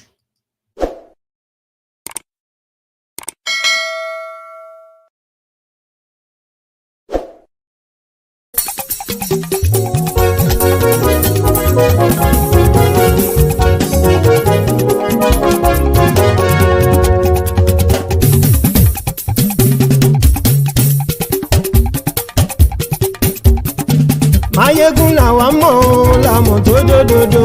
Mayegun dayari Nayibi #1. Mayegun làwa mọ̀ làmọ̀ tó dòdòdò. Mayegun dayari Nayibi #1. Mayegun ti dé o ọ̀rẹ́ ara ìlú. Mayegun dayari Nayibi #1. Lórí Facebook lórí YouTube. Mayegun dayari Nayibi #1. Gbogbo bó ṣe ń lọ ni Mayegun já wa sí. Mayegun dayari Nayibi #1. Àṣírí ọ̀jẹ̀lú kì í bò níbẹ̀ o. Mayegun dayari Nayibi #1. Bó bá ṣe eré àní Mayegun máa wí. Mayegun dayari Nayibi #1. Ó sì tún ṣe eré wàá gbọ́ níbẹ̀ o.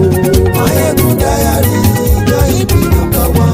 Mayegun dayari political.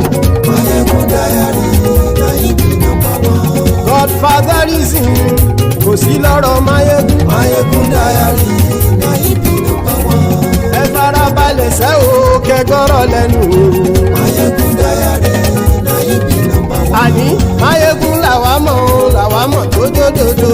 Mayegun dayari Nayibi #1.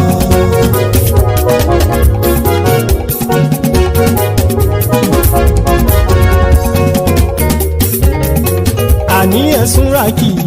Mayegun ti dé. Mayegun ti dé. Ọ̀jẹ̀lú ẹ̀sùn ràkì. Mayegun ti dé. Àní ẹ̀sùn ràkì. Mayegun ti dé. Lórí Facebook. Mayegun ti dé. Àní ẹ̀sùn ràkì. Mayegun ti dé. Lórí YouTube. Mayegun ti dé. Àní ẹ̀sùn ràkì. Mayegun ti dé. Bọ́ bàbá gbé wúrẹ́. Mayegun máa wí. Àní ẹ̀sùn ràkì. Mayegun ti dé. Ijó ìgbádìyẹ. Mayegun máa wí.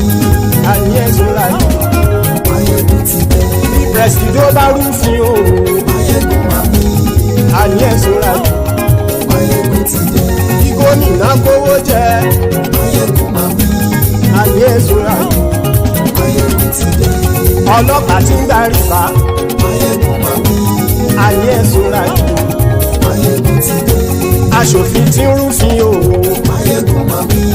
Àní ẹ̀sùn ràjò. Máyégún ti dé. Òkúra olóṣèlú. Máyégún máa wí. Àní ẹ̀sùn ràjò. Máyégún ti dé.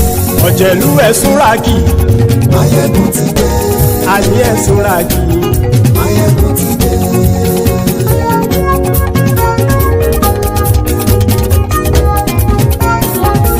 Máyégún ti dé. Gbogbo ọ̀jẹ̀lú ẹ̀sùn ràgì.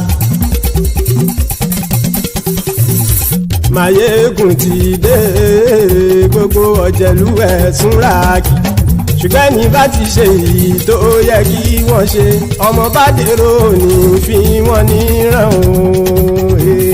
Máyégún ti dé. Gbogbo ọ̀jẹ̀lú ẹ̀sùn ràgì. Máyégún ti dé.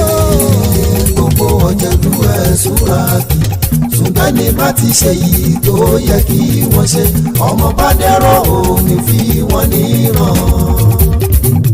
Wọ́n fowó bẹ́ẹ̀ o. Máyégún ó sọ pé wọ́n ò bẹ́ẹ̀. Wọ́n fowó bẹ́ẹ̀. Máyégún ó sọ pé wọ́n ò bẹ́ẹ̀. Oníkan ṣáàtì ṣe èyí tó yẹ kí wọ́n ṣe fáwọn ará ìlú tó gbé wọn débẹ̀ o. Máyégún ti dé. Gbogbo ọ̀jẹ̀lú ẹ̀sùn ràgì. Máyégún ti dé.